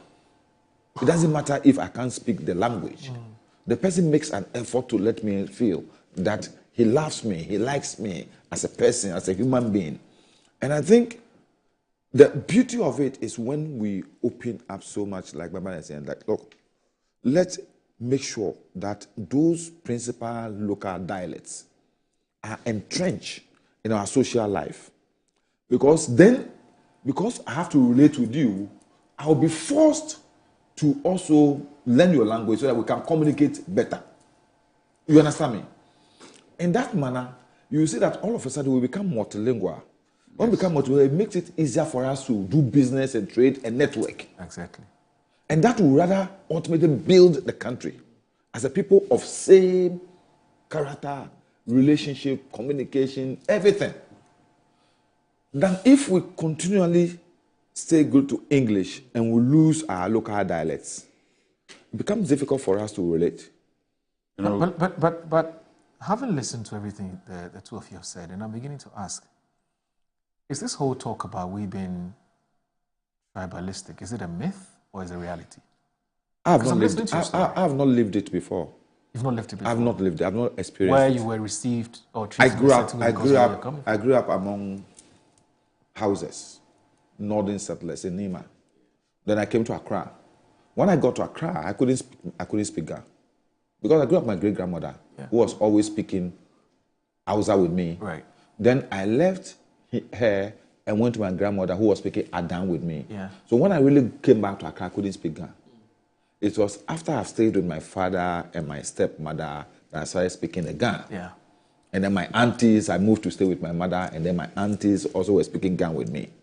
When I left here at the age of 11 to Sunyai, I couldn't speak Twi. You understand? But staying amongst them, living with them, and all, they were always Papan Kreba, and all. You understand? All of us I started speaking Twi. I started speaking Bono. You understand? So you speak some Bono too? Yes. Whoa. So it became easier for me. When I started speaking Twi, it became easier for me to relate with them. Because either the language was a barrier. But maybe tribalism in terms of, or when you situate it within our polity, maybe that's when it becomes a bit pronounced. But otherwise, we should be fine. Because based on everything we said, we interact with each other, we eat, we wine and dine, we do everything together. But I think when it comes to the politics, that's where it's beginning to look like we have a bit of a challenge. So, one thing you should understand what is do you that think? In politics, there's always interests. And the interests are sometimes individual or community-based. Right. Okay. So you should understand that Ghana, last time I spoke about this at length, Ghana is made up of many nations. Yes, you mentioned it. Many nations. So the Akans are a nation. If the Eves are a nation, the Mole Dagbanis are a nation, in the sense of who they are. Yeah. Okay, so if the person feels that he's not a direct beneficiary, but yet his community is a direct beneficiary, he'll be part of it. That's where the we feeling comes in. So there's a we feeling towards who you are all the time. That's why when you go to Britain today, I'm using Britain as an example so that I don't mention too many, I don't confuse people on our part of the world. If you take Britain today, the Scots are trying to secede. The Northern Irish want to be part of Ireland. Why? Because they feel that it's like a magnet. Let me use the word. Let me use that phrase. A magnet. You know, you are drawn closer to your own than others. Yeah. So at every point in time, you want to be. It's the best of the same feathers flock together. You want to be closer to your own. That's where you feel at home. You feel warm, and all that. However, in this entity we call Ghana, we have crafted in such a way that we all say that we are putting everything in the middle of the pot and then we share. But over the last 60 years or maybe 70 years, we realized that no, in the sharing formula, apart from what is there on the paper, when it comes to actual power and who wields power and who does what, that formula doesn't really hold. So you would see that when a particular party comes to power, that has a very strong political base in a certain region or within a certain ethno grouping. Their appointments that come from that grouping is higher or is more. Predominated. Exactly. It's obvious. It is not something that we can hide from, you know. So people even now say that, oh, I prefer this government in power, maybe because of my business. Okay. So if it's for my business, then I prefer NDC being in power. If it's for my politics, maybe then I prefer MPP being in power. But why would the person want to say that I prefer NDC being in power? Because he feels that, oh, maybe as a Gadangme man, when NDC is in power, my brother is there. I have access to him. I can get closer to him, as compared to maybe another brother who is non-Gadangme. So that is the truth. We have to go beyond it. That is why I have always been an advocate for meritocracy. I don't care who you are, insofar as you can do the job well, insofar as you merit the position. We've had appointments that are based on just ethnic balance. And we see the caliber of people that end up in the appointments, who can barely read and write. Literally, I'm using the word read and write, the phrase read and write in the literal sense. Barely read and write. They come for vetting, we see them. You also see them on TV. And we know that they don't have the capacity. The only reason why we are being forced to pass them, in quotes, is that of ethnic balance or regional balance, as we call it. It's interesting that this whole conversation, we started with a note of examining who we are, because the Republic Day, we're trying to get our history, but more importantly, in the area of languages, because we say language is part of us, it's part of our culture, and so on and so forth. And language defines people. Yeah, defines exactly. Yeah. And that's why when you say, where do you come from? You say, I'm from, let's say I'm Gonja. Like my dad is Gonja from Sadaga. There's a village called Shishipi, that's where he comes from. Now, when I tell people I'm Gonja, and my mother's from the Volta region, Joje, that's where my mother comes from. Because I was born in Joje. K2. Till I was like 3 years, till my great-grandmother, whom he knows, Amina Tawa came from, blah, blah, blah. Now, when I say I don't speak either the Gonja language or I don't speak Ewe, you know what? When I meet a typical Hausa person, it tells me, Shirikeka. It's like you don't have an identity. Yes. Because you can't speak your native language. Yes. So it's just to buttress the point to me that exactly your language is what defines you. Yes. You know, without which you're empty. Societies have gone to war. I can give you several wars that the world has fought. Yes. Based on just language. Yeah. Bangladesh and Pakistan. Yeah. They came out of India as because of religion. Yes. So in the partition of India, we had the Hindu and the Muslims. The Bangladesh are more Hindu. No, Bangladeshis were Muslims. The Bangladesh and Pakistan, we had West Pakistan and East Pakistan, who were Muslims. Right. But Bangladesh, led by their leader, said, no, we are Muslims, but we are Bengalis. This is who we are. So it's like, yes, we are Muslims, but we are Akan. We are not the same as the Urdu on the other side. Yeah. And the country that they called Pakistan at that time was like, one portion was, let's say, here in Ghana, the other portion was in Cameroon, and the rest of the middle was India. And they said, no, we are Muslims. We came out of India because of religion, but we are not the same people. Okay. So language defines who you are. Yeah, I agree with you. More than any other thing. I agree with you. Now, the reason why this tribalism thing. Memori, before you go there, let me say this. Okay, sure. Politically, let me say this. Okay. The little experience I've had in politics. Politicians who have played the tribal card have not been successful. Really? Yes, I'm being frank with you. It may end near to your benefit within a short term. The NDC accused, sorry, I don't have to get into politics, but it's actually meant to be a political, but just for the sake of argument. The reason I'm saying this is that in the short term, you get some satisfaction. Okay, but the long term? The long term, you will lose. You fail. I'm being frank with you. Because it's not sustainable. It's not sustainable. And you are you see, in a place like Ghana, there's no block in the groupings that is large enough to be on its own in Ghana. So we're interdependent? Yeah. Yes. So because if you take the accounts, we have like 9 of the account groupings.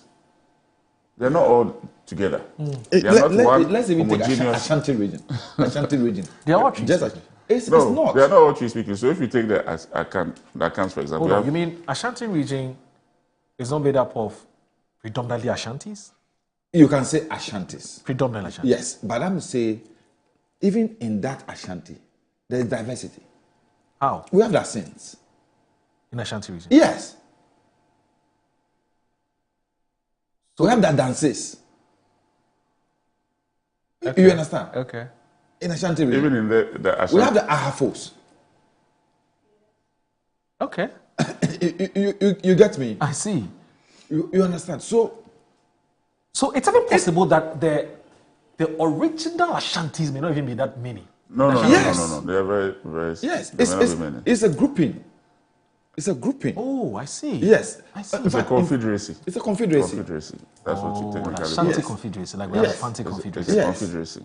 So I say what you call Fefrekobo, you know. Oh, so that explains why the NDC has always been hopeful, like if you do your work well, you can do well in No, Ashanti region. because Ashanti people region. People have dared you and said it's not possible. No, Ashanti region. We have Evers in Ashanti region. We have Fanti. I'm talking about like Baytown. There's a huge settler community. There are places where there are a lot of settler communities. Yes, all over Ghana. a lot. In fact, if you go to, let me say, northern part of Ashanti region, that is Offenso going up, there are a lot of northern settlers.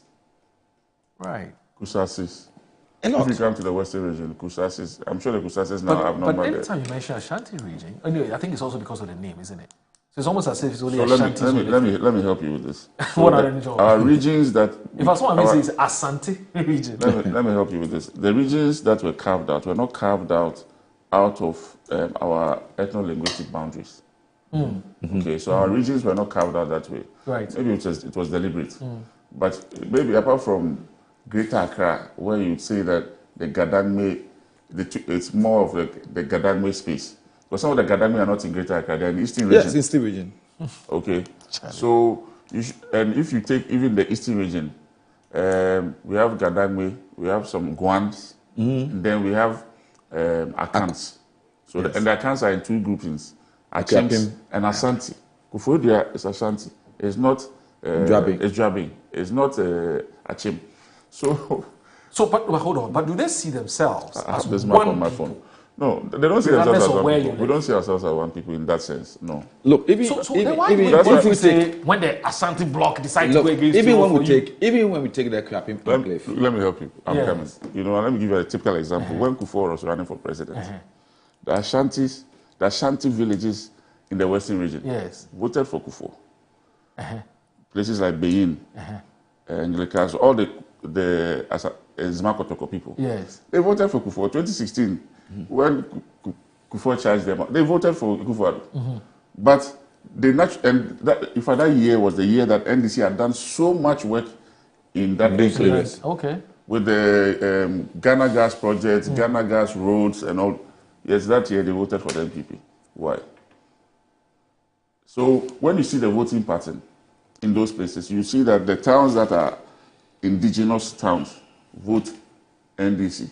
The towns that are Ashanti settlers vote MPP. It's all over the place. It's interesting. And then where you have the Kusasis, they would vote NDC, depending on what is happening up north in their home region. They will vote in that pattern. So if MPP is winning up north in the Kusasi regions, all the Kusasi towns and villages in where Sule used to be, Tepa, and they'll vote MPP. So let me ask you this, Yves. And you see, I mean, you're sounding very nationalistic this morning, as you always do when you come on the show, which is great. Same with Honorable Nilante Van der Poel. So we're trying to rise above petty NDC and MPP politics. Given everything that you've said so far, would you then say that it then made sense for a political party to say, I'm seen as this? So let me be more direct with it. I'm seen as more pro-Akan. I'm an Akan party, and I have to change it. So, no. And then this says I'm seen in a certain... I mean, every political does that party make sense? would have a stronghold. Okay? That one is normal. We'll have a stronghold. And it's because of our history.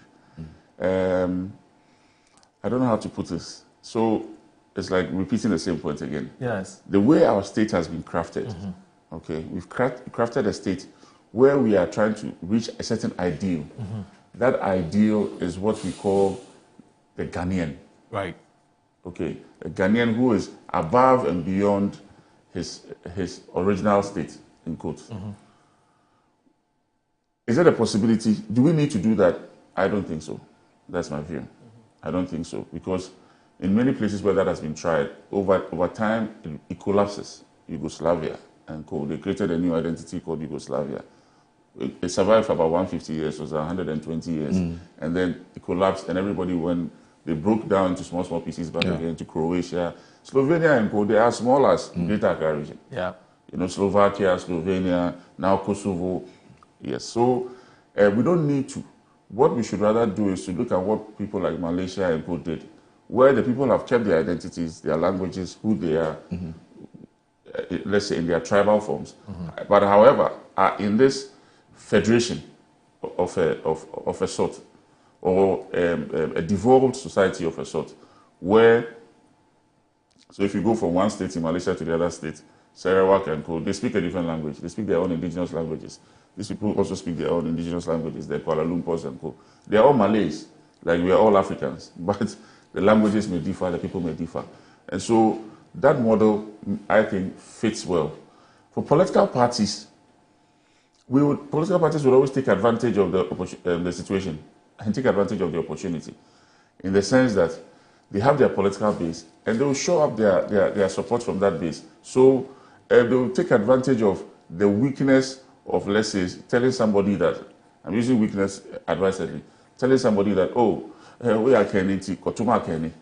It's a weakness in that person. Yeah. Because we don't vote because of that. We vote because of policies. We vote because we believe in the ideals of the party. We vote because you're the same person who talked about interest. You also you're the same person. That's why I said political parties will take advantage of the weakness. So I will not necessarily go out there and do that, but somebody will do that.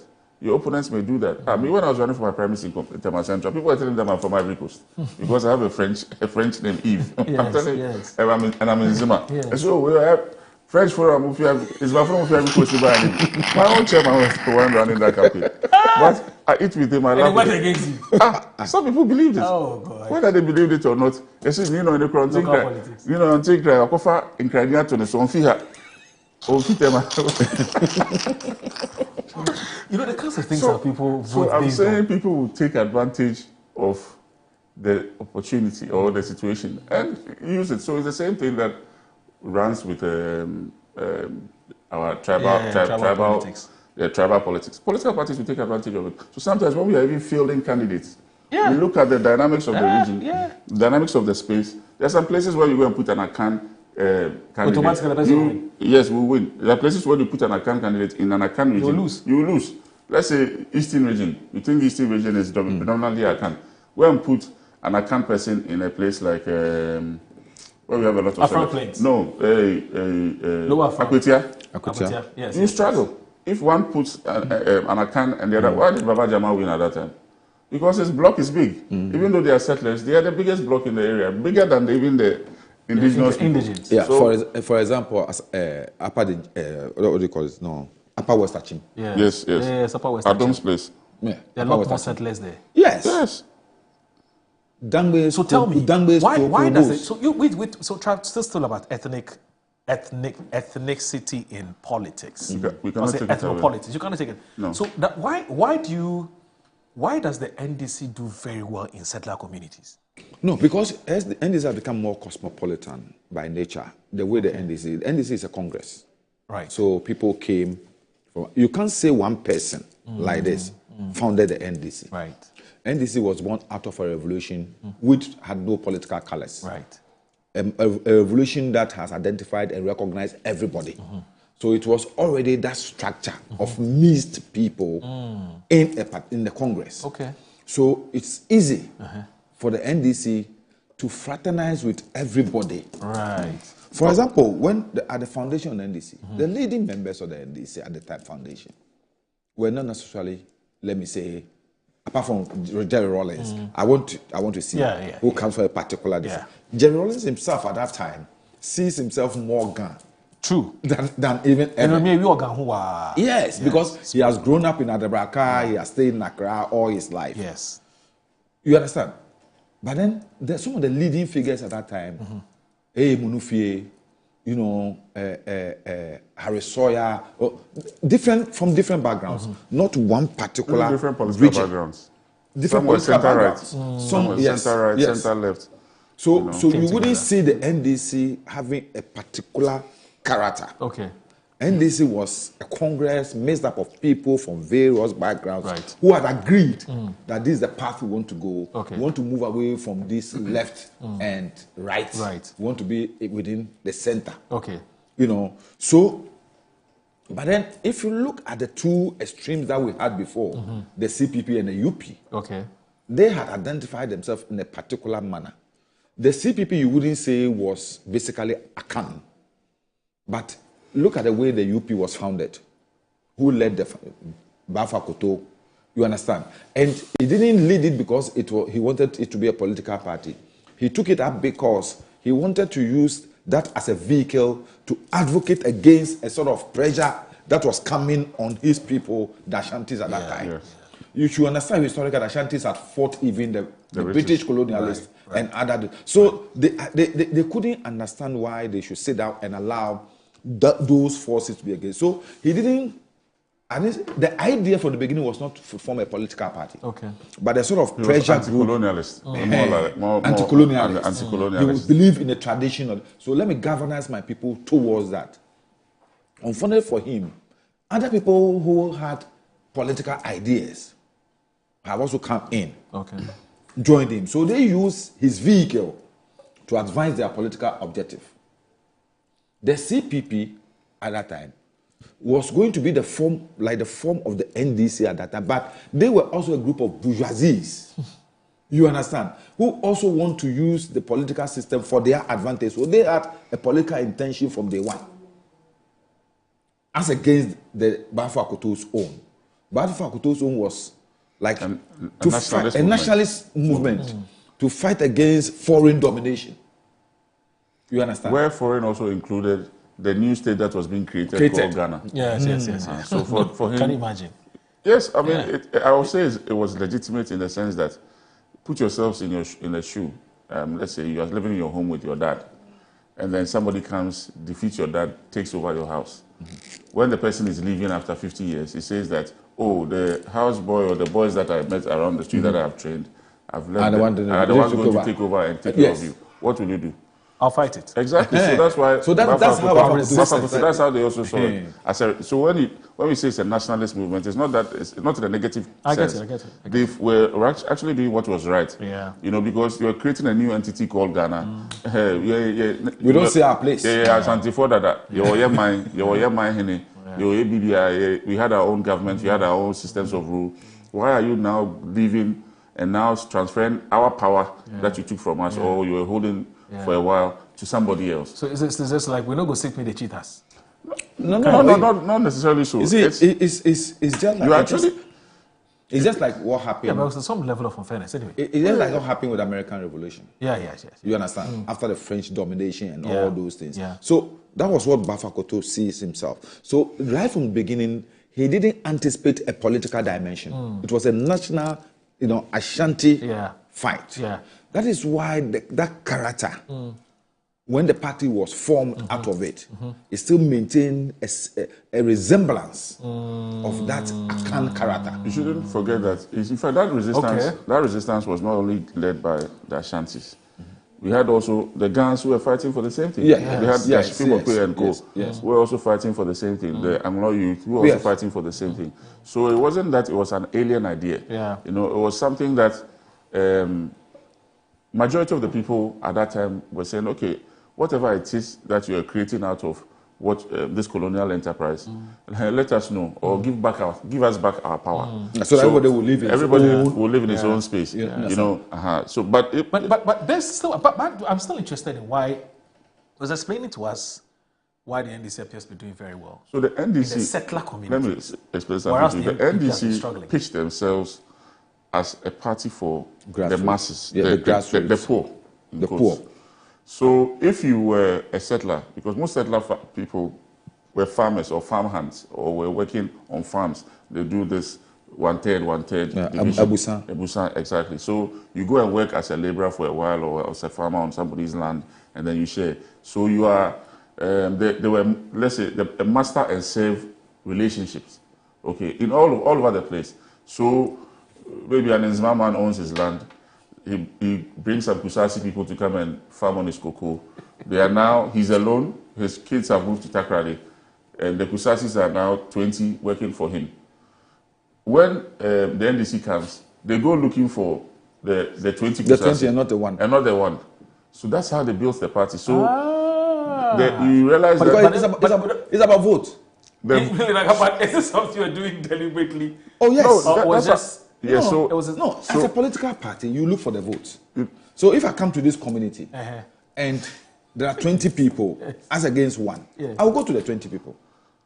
Yeah, but then the MPP are also looking for votes. Yeah, so yes. in your stronghold, let's say in Ashanti where your numbers are, you'd also have that structure. But there's not just homogeneous Ashantis. Yes. It's Ashantis with other people. So the NDC goes looking for the other people. So, and then you also go looking for the other people on the other side. So if we go to, let's say, the Volta region, you would find Volta towns where Ashantis are settlers, are working, or Ashanti Volta villages where Ashantis are working. So you go looking for them. But going back to the CPP-UP era, the nationalist movements had a big base. So if you take a place like Anglo, it was more pro-UP than today. But over time, also the likes of Courage Kwashiga coming from. Yes, the Courage Kwashiga and Kowa coming from. A lot of people. At that time, it was Bedema. Yes. Okay. Way but back. Courage Kwashiga came from that stock. You know, so a lot of people were pro-UP. Okay.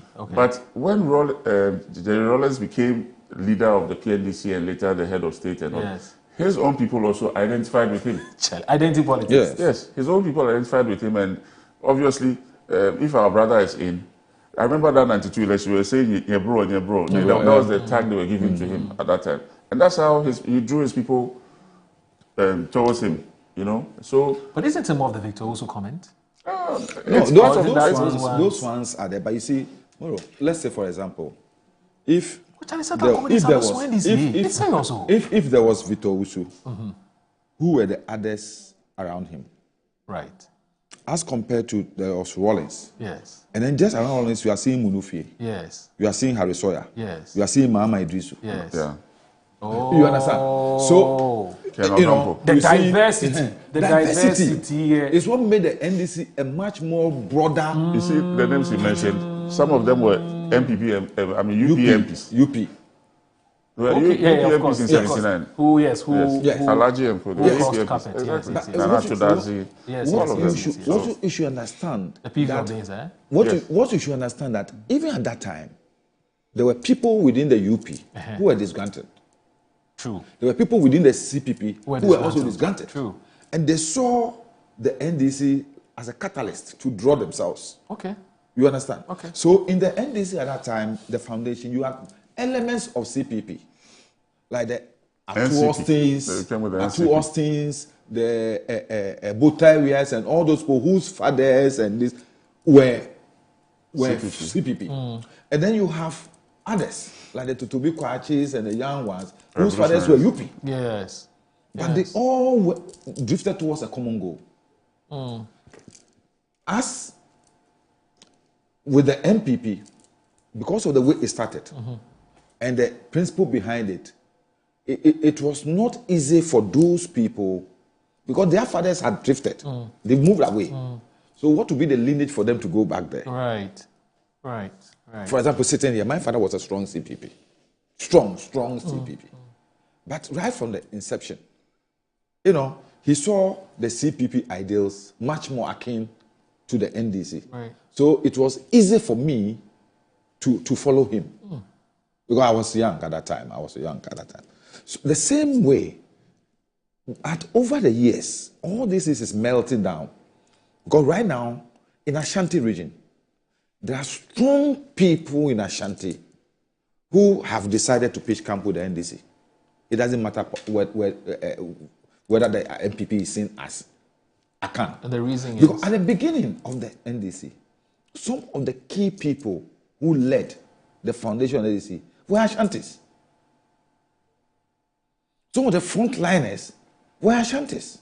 Nana Sebunsu, Ohina Jekum. You understand? Some of these I just people, mentioned even PV Obing. Yes. PV Obing. Is the tallest. When you go to as for the Brown Afro, it's so many of them. So many of them.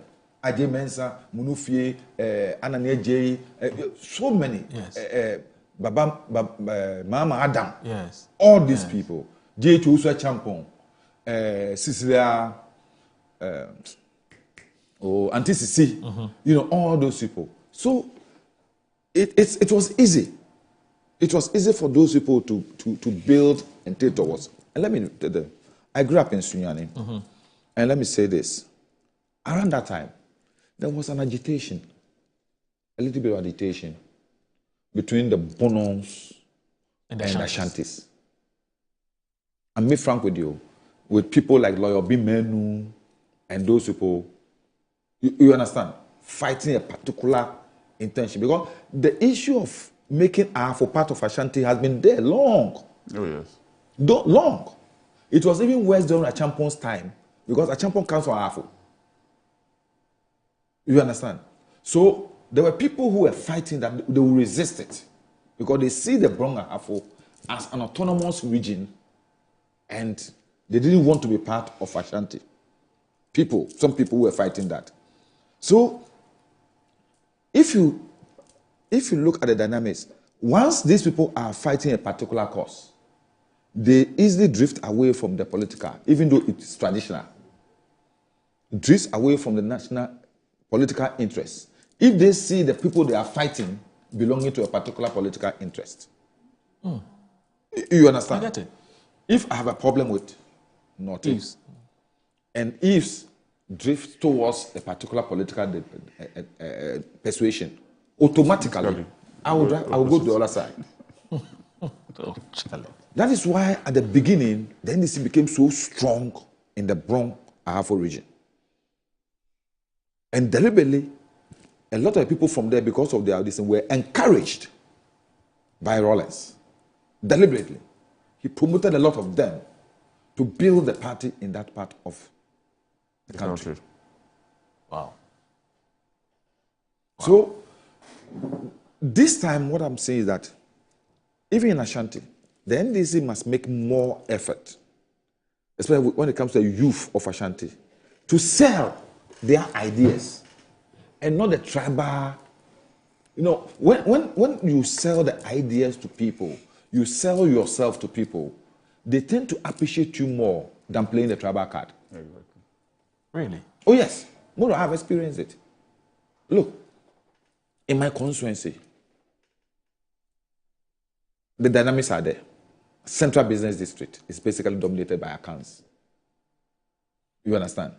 So naturally, you see the MPP doing well in those police stations within the Central Business District.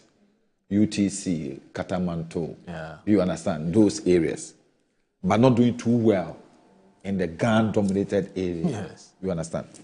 Because basically my place was CPP. That's Nkrumah's constituency. So what do I have to do as a politician if I want to maximize vote?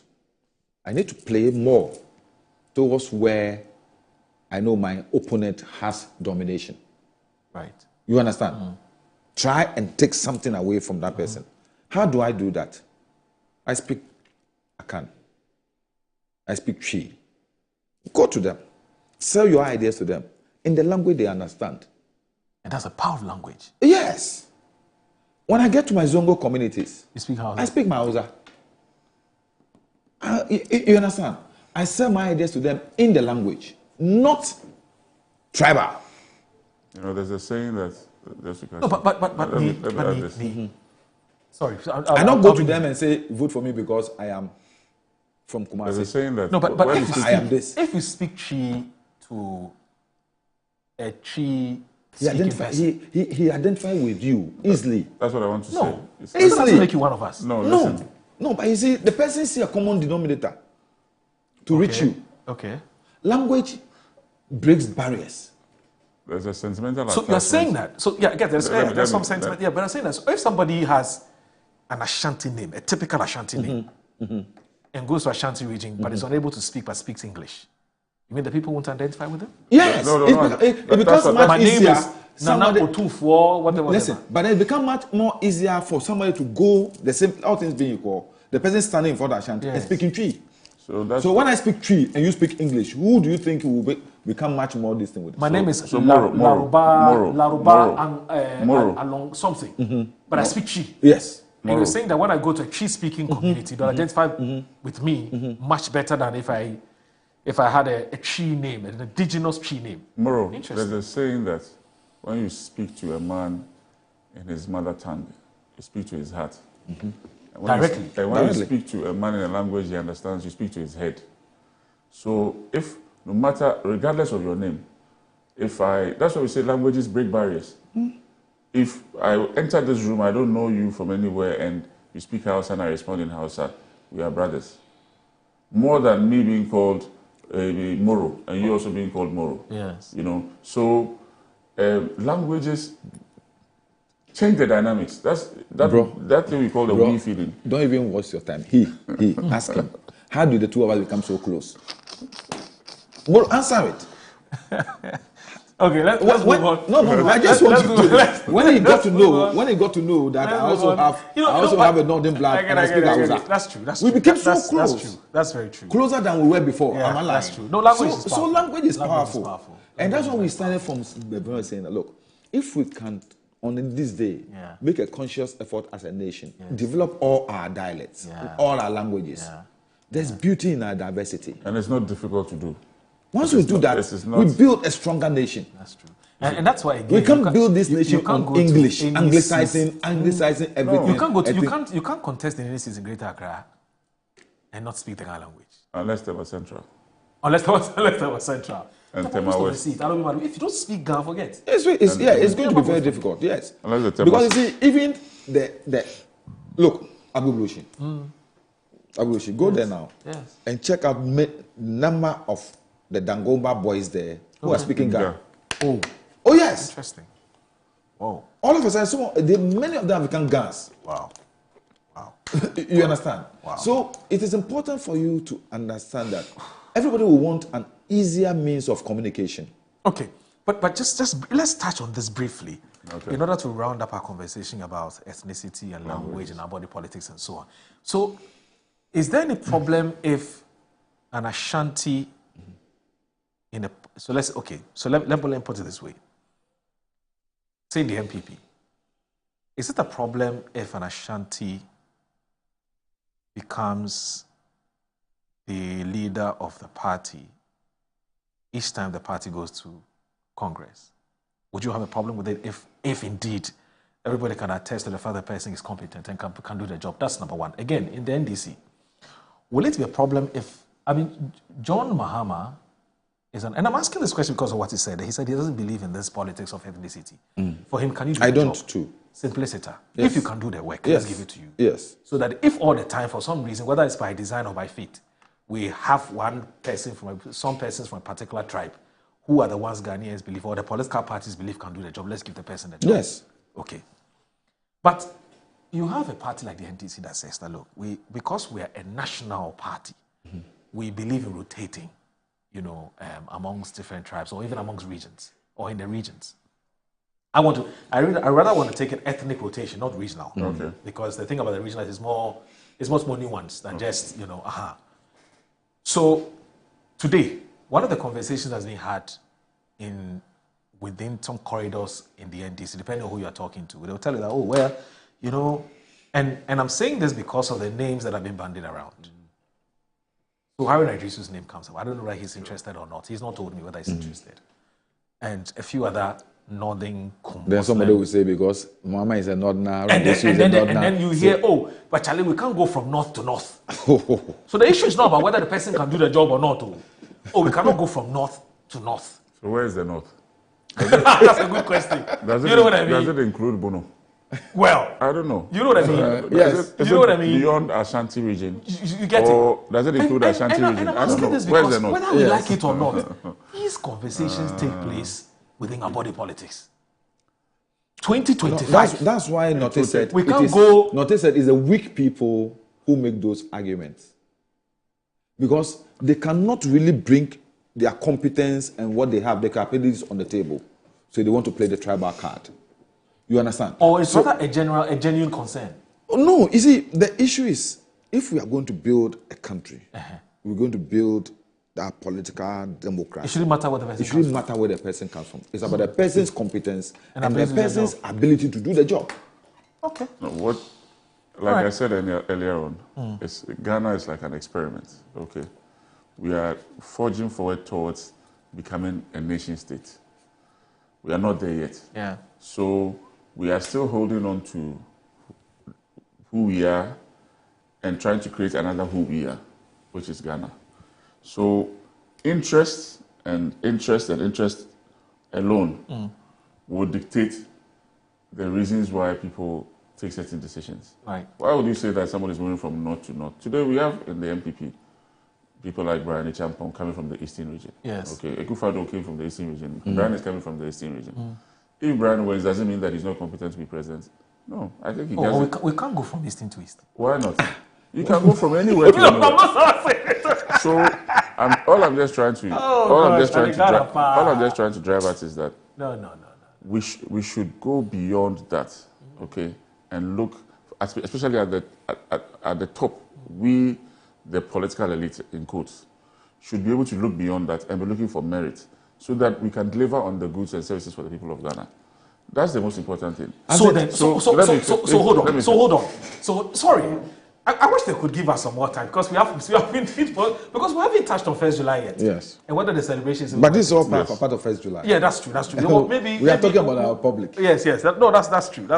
But there's another angle. But let me ask in America. Hasn't America opened our eyes so much? No, I agree. That people like we're not there yet. Arnold Schwarzenegger. Yes. People like Obama. Yes. Even Trump. You know, Arnold Schwarzenegger is Irish. No, it's from Austria. Austria, yes. Austria. Yes. Obama. Yes. Even Trump. Yes. But even Mamdini from Uganda. Yes. So why then do we say when we are appointing people, why do we say we have to satisfy different tribes? Because the Constitution says so. Yeah, get it. Who put it there? That's what I'm saying. It's one of the issues. And what was the thinking at the time? One of the issues that I think because what is happening? What is now happening is that you are forced to, in some cases, put a square peg in round hole. Yes. Or many cases, not some cases, many cases.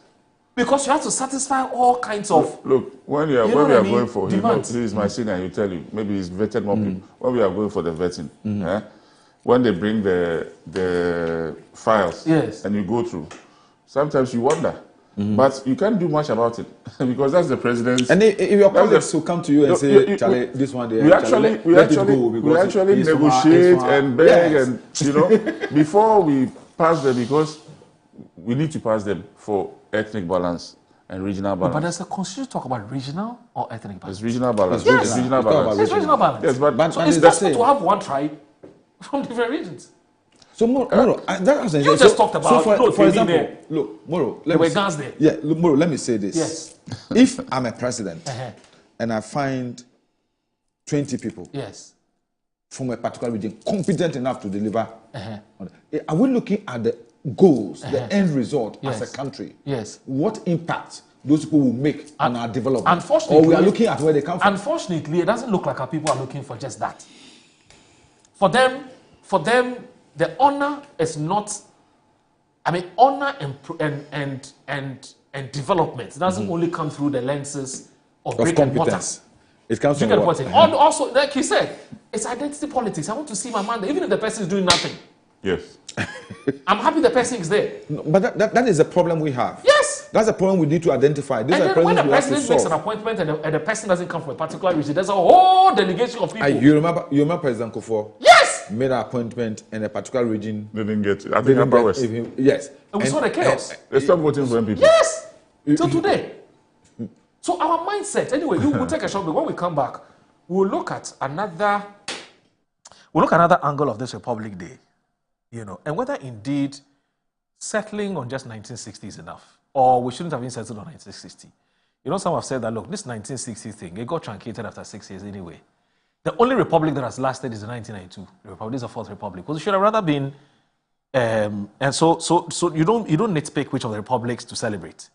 And that we should rather look at 7th January. Because the real action started from 7th January. We're actually celebrating when we became Republic. I get it. We came out of the British. I get all of that. No, I get all of that. But I'm saying, that's the argument in some circles. It's moot. So we'll try and examine that. I think it's moot. I totally understand. I think it's not even intellectually sound. However, that's the thinking of some people. That's right. What now Fourth Republic? Well, we need 1960, 1969, 1972, 1992. Why 1960 Republic? What's so special about that? We'll come back and look at that. You're watching Good Morning Ghana on Metro TV. Please stay with us. Distinguished delegates, I appear before you today on a sad and solemn occasion, the first meeting of the General Assembly since the murder of the Prime Minister of the Congo, Patrice Lumumba. History must be released by the new United Nations Command that the first task of the United Nations is to allow the Congolese people to be ruled by a government of their own choice. The Congolese constitution provides a means by which such a government can be chosen. And we support the Kazenga government because it was chosen by this means and was the government that invited the United Nations to the Congo. The duty of the United Nations is not to force on the Congo this or that government, because the other states of the world think that any particular government should be a suitable one for the Congo. This is nationalism. I therefore do not understand the emphasis which a number of powers lay on recognizing this or that government. Ultimately, it must be the Congolese people who choose their government and not the United Nations. What the United Nations must do is to see that the Congolese people have the opportunity to choose the government which they want.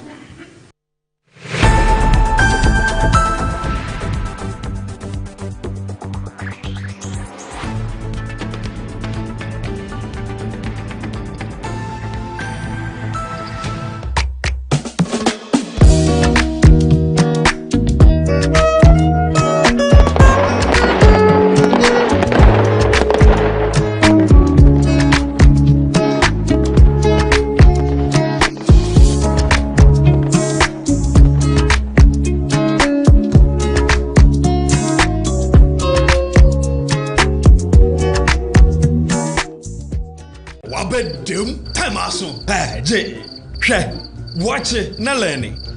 Missy, watch and learn. Mekwema besisia. Abozege. Akache say no ya konate and the more drink woman. Hey. But I didn't mean. Oh, sorry. She knew her old days. Eji. Dabio, baby wom. Ready. Hey, baby wom. Uncle. Ah, Eji. I'll cause some discomfort. Uncle, Amanda. Sorry, well, Uncle, where would the dad? Why your funeral? At your phone for Aerofield Trading. Sorry, it killed them all. No mum share Nanda Daya was mosquito call is to do woman. Na say spray with them, Musa. Chaisima a dronum and sana ko dynamo. And Kratoi FDA Ajatum. Whoop iPhone, Papa. You were home. So open iPhones accessories papa dia menhwe baby ya. Me ma kwa ba EBA phones and accessories. Sebani EBA, yet on iPhones any home accessories. iPhone 50 XL cost 16 Pro Max. Accessories ye wa charger, AirPods, any iPhone home akadia nina. Yanuma ye ni sikapudu e de beto iPhone. Say ya nkwankwe, boja, and na say aboye juma your phone nina. For 40% beji iPhone biya ope. Na ni akano, wo de bosumi miensa. Etua ni nkakra. E kwanya obefa so de achie ni. Dial *713*5571#. Oba, sheno so se wo de wo Ghana card. Eni nia e chere se wo ye adwuma. Hwehwe ye chere kwan e wo circle mo. Eni tip tolling ye ni modern photos enchen ho a. Afein so, se wo ba American Mall, ye ni odo rice eni di nhwani. Kuma senso ye wo edum Central Prisons runabout ejekum abonsan ni mo. Freyen e wo numbers na ebu screen ni so no. EBA phones, no hassle cra. MGL Logistics and Supply is your trusted partner, providing seamless solutions for all your procurement needs. From sourcing products to managing imports and exports, we ensure smooth and efficient transactions every step of the way. Whether you require goods from across the globe or need assistance in exporting your products to international markets, we got you covered. General trading is at the heart of our expertise. We specialize in a wide range of products, catering to various industries and markets. As a trusted dealership in building materials, we provide high-quality products that meet the demands of our construction projects. Additionally, we act as manufacturers' representatives, connecting producers with distributors. Our expertise in logistics is the backbone of our operations. We plan and execute transportation and delivery of goods, ensuring they reach their destination on time and in optimal condition. MGO Logistics and Supply, guaranteed satisfaction. My line of work, a confident smile is everything. Kel Charcoal Toothpaste keeps me on top of my game and ensures my smile is always radiant and bright. With the tiring nature of my job, we spend several hours under the scorching sun. To keep our teeth white and our breath fresh all the time, we use none other than Kel Charcoal Toothpaste. Kel Charcoal Toothpaste. You're on a Kessie and in a kit one. Samayo kendini ehu behia se metwa sapapa dia to ama me manfo Kel Charcoal's natural ingredients eno bo me se ho ban e ma ne sren ne sanso mama hotoso e wo bedwam. Kel Charcoal Toothpaste.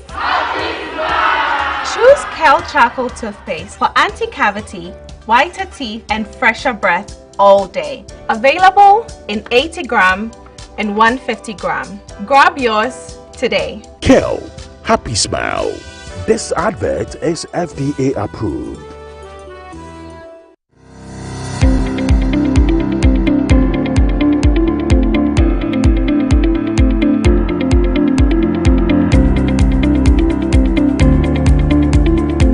Ebusiafo ye mama kwaba eba Children's Palace.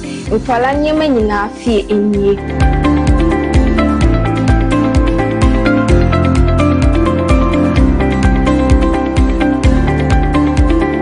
Yonkwala ntade mani mema nyina ntare na wase. Yonkwala shoes, yonkwala duane, yonkwala wipes, yonkwala diapers, yonkwala toys, baby coat. In fact, bibia opama umanyina obenye biwa ase.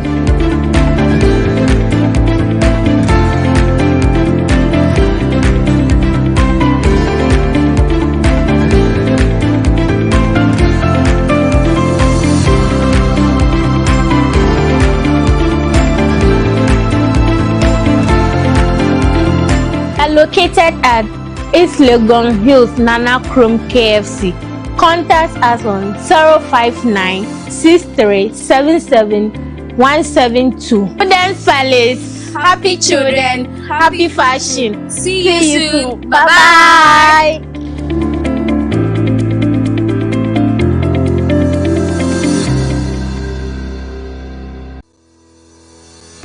Tucked between the vibrant energy of Accra and the scenic charm of the Kwabenya Hills, our gated community offers the perfect blend of tranquility and accessibility.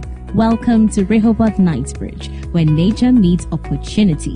Secure your future with fully serviced plots with well-tarred roads, reliable drainage systems, electricity and water. Build your dream home in a community that cares for your well-being and safety. Indulge in premium amenities that redefine luxury living: a swimming pool, tennis court, basketball court, sauna and steam in the iconic shopping mall, all within reach. It's more than just a space. It's your sanctuary in the city. Wake up to mountain views, take a jog under palm-lined paths, and experience the perfect balance of city access and natural beauty. Starting at just 450,000 cedis with flexible payment plans. Visit www.rehobothpropertiesgh.com or call or WhatsApp 024-476-4499 or 020-495-0810. Rehoboth Properties, quality housing for all.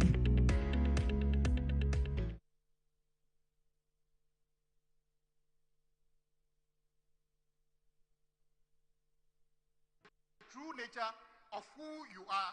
This is why the Ghanaians gave you a vote to commence true nature of who you are. This is why the Ghanaians gave you a vote to commensurate with the numbers you have.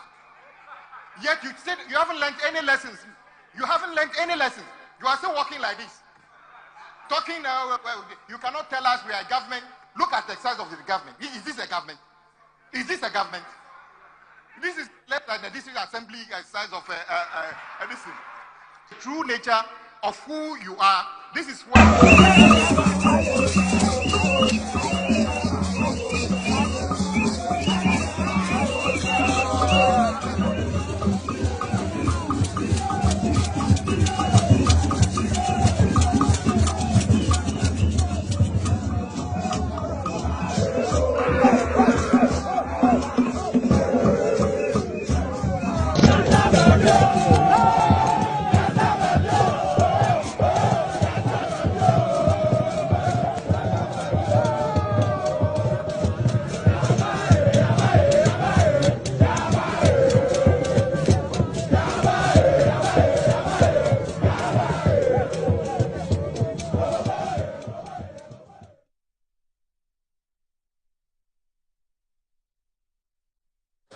I don't know why Annie does this to me. This to me now my video. God, this guy. So when you're here, she's Annie, you know, Annie is troublesome. It's very troublesome. He's agitated so of her times. Agitated so actually. So anyway, so oh God. Anyway, so I was asking a question before we went on break, and I was asking about whether, you know, let's reflect a bit. This whole 1st July thing. So that's why we're here, because we're celebrating Republic Day. And the argument which some people have made, which is that we've had republics, 4 republics so far. This is the 4th republic, and the emphasis on 1960. Why? And you, I mean, you belong to the NPP as a political tradition, a political organization. You decided to reclassify the holiday. You know, we're celebrating a holiday till Nana Akufo-Addo became president, and decided to reclassify it and make it commemorative. And his argument at the time was that, and that was in 2018, right? And his argument was that, look, for him, the most critical day that we ought to actually celebrate is the 7th of January. And his reason was that the 7th January was actually the ushered in the most sustained, you know, constitutional order. Exactly. You know, it's been 30-something years. 32 years. 32 years. So that was his argument at the time. Yes, let's create the awareness. We transitioned from a constitutional monarchy into a full republican status. Fine, great, but why make it a holiday? So the NDC came and said, no, we disagree. We think that 1960 is actually even more important than 1957, because 1915 was almost like a charade. We get power, but we don't get power. Until 1960, when we had our own homegrown constitution that we're working with. I don't know where the two of you stand on this. Maybe I'll start with you, Yves. Okay. Well, for Unless, me, of course, there's something you want to say based on the earlier, you want to wrap up? No. Okay, that's fine. All right. So for me, I sincerely think that the holiday should be commemorative. Okay, so as a general principle? As a general principle, we have too many holidays. We have about 32 of them or 33 of them. Oh, you know, on our books now it's 13. 13. Yes, We've reduced some of them. No, a lot of them 13. I mean, if you take... that, even 13 is a lot. But within the sub-Saharan region... No. It's about the same. We don't need all that. Okay. We don't need all that. What we need does the 13 include Christmas and Easter? Yeah. Okay. All of that. So 13 Easter holidays, Eid al-Fitr, Eid al-Adha. 13 holidays in 52 weeks. 13 is almost 2 weeks. 2 weeks in a year. I think it's a lot of because we. Which of the holidays do you think we should take out? Nkrumah's Day? No, so we can make. You don't waste to have 8. We can make all of them. Many of them commemorative. And leave the religious ones. And leave the religious ones. Even for the religious ones, in my view, should be celebrated by those that. I mean, I don't see why we should break from work for 1 whole week because we're celebrating Christmas. Really? I don't believe in that. I may not be the only person. I mean, there are Christian religious bodies don't believe in that. SDA and co. So, even though I'm not part of those institutions or those societies, it's something I believe in. I think it should be commemorated by those that prescribe to those religions or prescribe to those religions. So if you're a Muslim on Eid al-Fitr, it can be a half day for you. It can be a holiday, full day for you, a full day holiday for you, so that you celebrate it. But shutting down everything, shutting down the whole day, I think we need to be more productive. You know, people might say that yes, there's technology, you can do things online, you can do this, but I don't see why the state should shut down for a whole day just because we want to celebrate a festival or one way or the other. If you go to Dubai, even during the Eid, everything is active, everything is working. Even though it's a holiday, majority of the people are working. That's my view. It doesn't take away from the fact that some of these days are very, very important and very dear to us. Okay, so from the state's perspective, 1st July, Republic Day, what was it? It was just moving from constitutional monarchy into a full republican status. Yeah. It should be commemorative at this stage of our lives. We don't need to. There's nothing new about it. I'm sure that the day that it happened in 1960 would have been a big celebration, and then beyond that, we move on. So for me, that is my humble view on this matter. From the perspective of His Excellency, the former President Akufo-Addo, saying that 7th January is the real deal. Is the real deal. It is also the deal. I'll not say the real deal, Okay. you know, because if you do that, then you'll be washing away the sacrifices and the efforts that people put in prior to that. Okay, so because we've gone through 4 Republican constitutions in quotes, and therefore, many things happened along the way. There were coups, people lost their lives, people died, people sacrificed resources. And sometimes when we commemorate these days, it's because of those people and the sacrifices that they made that we are doing that. And also to remind us of where we have come from. Okay. So yes, we cannot say that 7th January 1992 should be the only one. So whilst we commemorate all of them from the first one, we will also remember what 1992 has done for us, since it's been I'll say the longest period, most sustained democratic adventure that period that we have had, and the kind of order that we have had. We've built upon this, all these other, I'll say, Republican constitutions till date.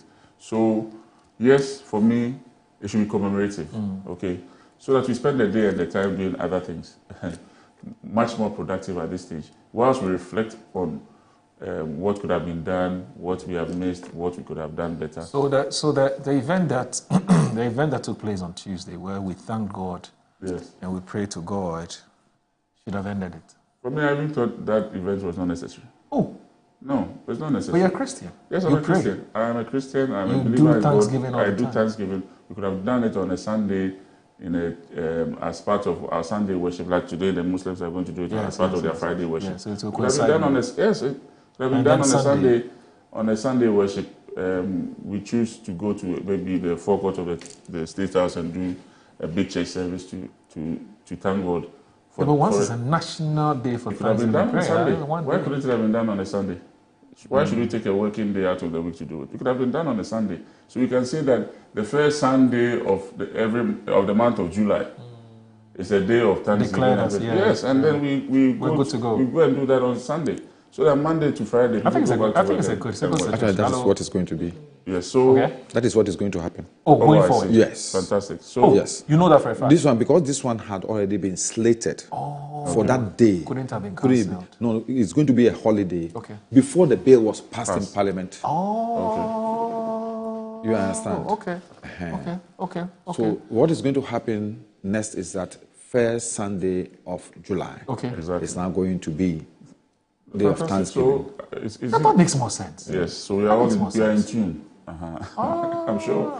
And the first Friday of July will be the Muslim. But should this find expression in the bill? Because it's already been passed. No, the bill has been passed. You see, the bill just look at the holiday. Okay. The bill just look at the holiday. But the details of it, the president, not really. Through executive power, alter. So I hope I'm sure heaven has blessed this. So he's aligned. Yes, I believe that is how it should be. That's how it should be. So that we spend productive hours to do productive things. I mean, I believe in God. I pray. I wake up in the morning. I worship. Interesting on that day, the MPs were supposed to be in Parliament. They were at the forecourt of the Jubilee. Because some people were supposed to have been working, but they were at the forecourt of the Jubilee. And some people asked, I believe that are we really working or it's a holiday? That is not what God is looking at from us. He wants political leaders to deliver and take their people out of poverty. You know, that is what I'm sure he would appreciate more than us gathering to go and say thank you. It looks like a charade or no. That's my view. Okay. That's my view. Do we have too many holidays? Well, let me say this. If you look at the holidays we have, about 7 of them are universal. Yes. Yeah, Christmas, Boxing Day, New Year's Day, Easter Monday, Good Friday, and then May Day. Yeah. The May Day. May Day. These are all universal holidays. That's true. If you go to other jurisdictions, they have Thanksgiving Day, they have banking holiday, and other things. Yes. So the ones that are akin to us, Eid al-Adha, Eid al-Fitr, Farmers Day, Founders Day, Republic Day, Republic Day, and then Constitutional Day. These are the ones that are akin to us as a country. So let's look at significance of each of these days. I was one of the people who really advocated for the second holiday for our Muslim brothers. And we're grateful for that. Yeah, because you we're see, really, really grateful. The issue is that what they go through in the period of fasting, and then when they finish, then they have that day, and they don't have any other day. True. So I thought it was right, just as we do with our Christmas. 2, I significantly, contrary to what the proponents of this holiday thing are talking about, I will always want to celebrate Republic Day. Because as nationalistic as I am, I think that day is so significant. In fact, to me, more significant than even Independence Day.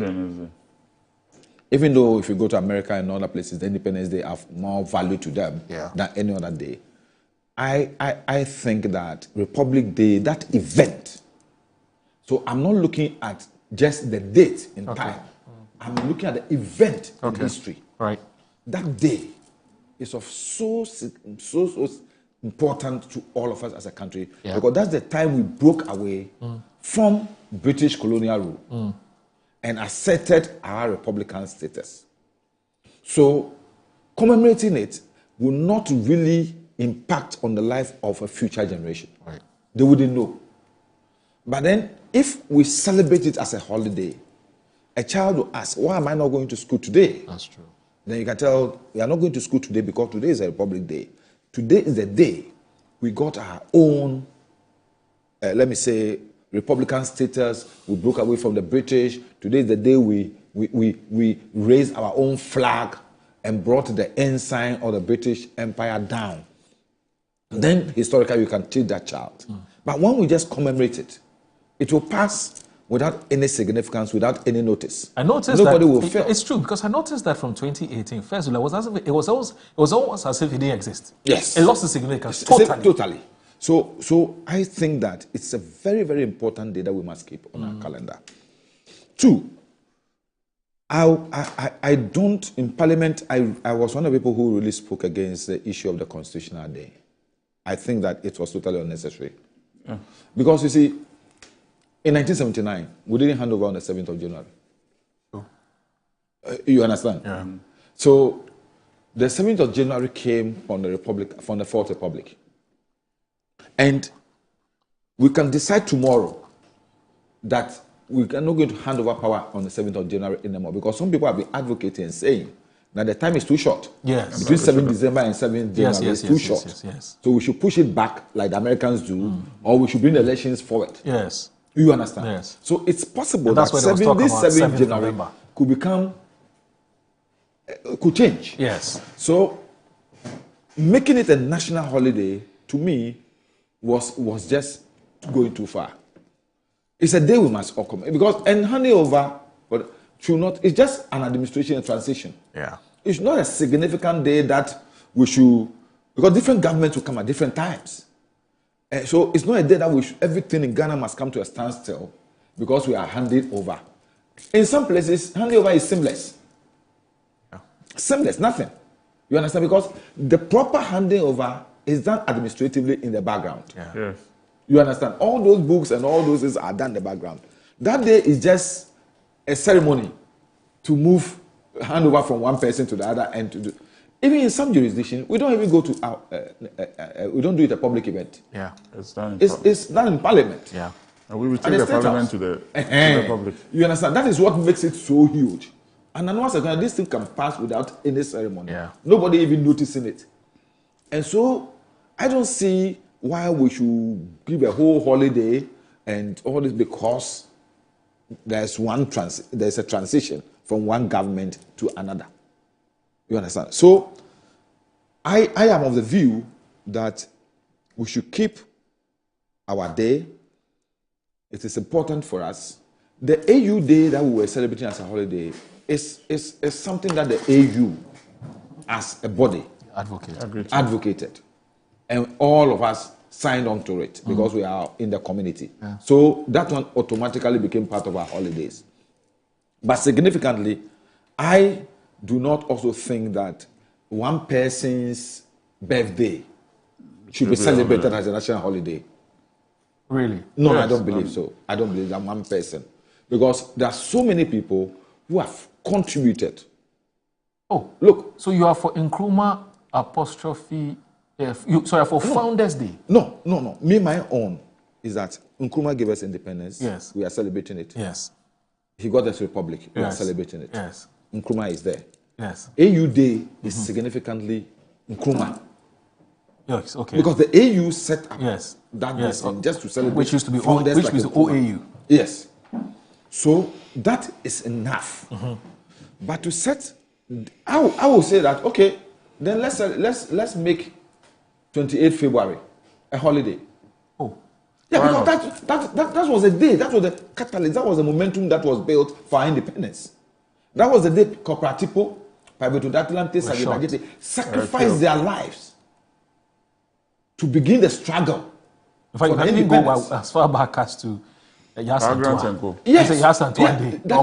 That is why I think that one person's day or birthday should not significantly make all of us have a holiday. So we can commemorate it. It can be commemorative, but not a holiday. But these ones, I need this. It's the Founders Day. Yes, so it's a holiday, isn't it? Yes, it's a holiday. Wow. You get what I'm saying? I get it. So that IFs cannot have a problem with celebrating my day as a national day, and I wouldn't have a problem with celebrating Moro's Day as a national day. But the Republic Day, Independence Day, that binds all of us. If it's being celebrated, I'm happy with it. Okay. Moro, I want to add this to it too as well. You know, for me, I'm a very firm believer in the separation of religion from the state. Okay. The two should not mix at any point in time. It's a recipe for chaos. As we speak, there are religious bodies or religious groupings in Ghana who are unhappy that were not even invited. The African mission. All of them, including our traditional preachers and co. Let me say, your very good friend Kwaku Bonsam was all over the place. Was complaining. Yes. So I've always believed in that. Your friend. I don't even know him. Why did you say that? You know, he's a public figure, so he just said that. But what I'm saying is that there's a need to separate the state from religion. Right. It is a recipe for chaos. It is in fact, it's one of the, in Ghana, I keep saying that if anything can cause a rupture, conflict, it's religion and chieftaincy. These two things, if not managed well, these are the biggest national security risks to Ghana. And when these two find themselves around our, let me say, modern political structures, it becomes a bit difficult. Okay. So need to say more. Yes. Because people are watching. People are very sentimental about their religion. So I think you said it. You said it exactly. nicely. Of course, specificities here, we could create problems. But there's no way I'll let you leave without passing some brief comments on this, because this matter is of grave concern to all of us. It's actually an existential threat, as we said it time and time and again. We can't be talking about Republic in the coming years if we don't deal with this, because we'll all have been dead, you know. And it has to do with Galamsey and its attendant effects. Now, there's something which has come up, and I'm happy that you actually drew attention to it, for which reason we just thought that we should pick your thoughts on this matter. Now, there was a story, I believe, that popped up in the online, you know, the portals. Must have been 2 or 3 days ago. And we're told that lead has crept so much into our one of our staples. Soil. You know, of course, through the soil. It's one of our staples is cassava. And we all know the amount of cassava that we consume, you know, in this part of town. And the story says illegal mining, especially artisanal and small-scale gold mining, has proliferated across many developing nations, often driven by poverty, unemployment, and rising commodity prices. While it provides livelihood opportunities, the environmental costs are profound.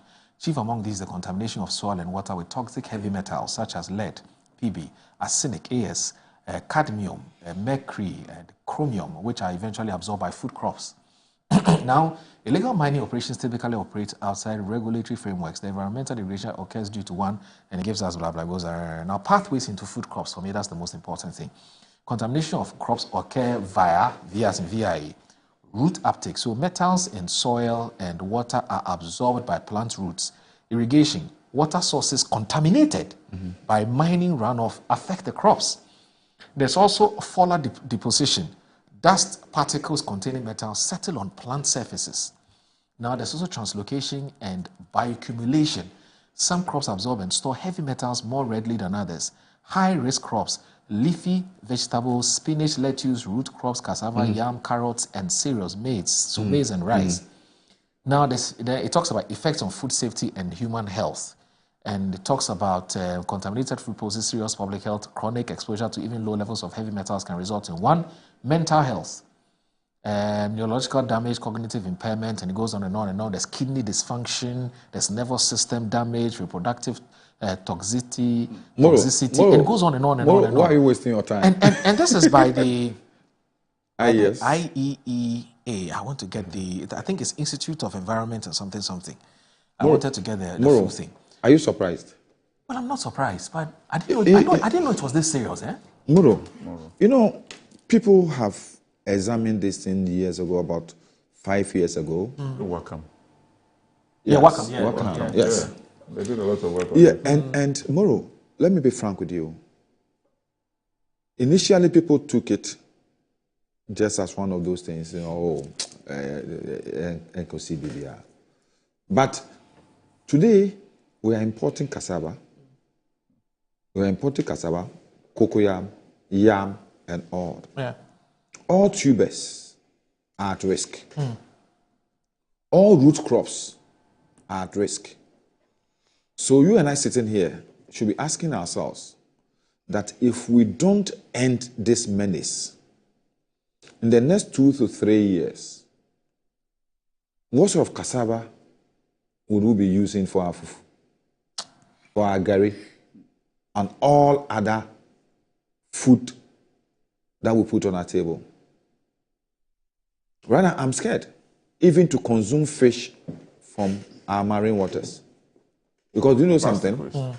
2 weeks ago, I was in Takoradi, Moro, and standing at the balcony of the Westin Serene Hotel, I saw our ocean, brown. The ocean surface was brown. And when I was flying, I decided to look through the window, and right from Takoradi up to somewhere beyond Shama, it was the same, brown. Wow. That is the extent of pollution of our marine waters from the Galamsey operations. I know so much effort is going into attempts and efforts to stop this Galamsey. Yeah.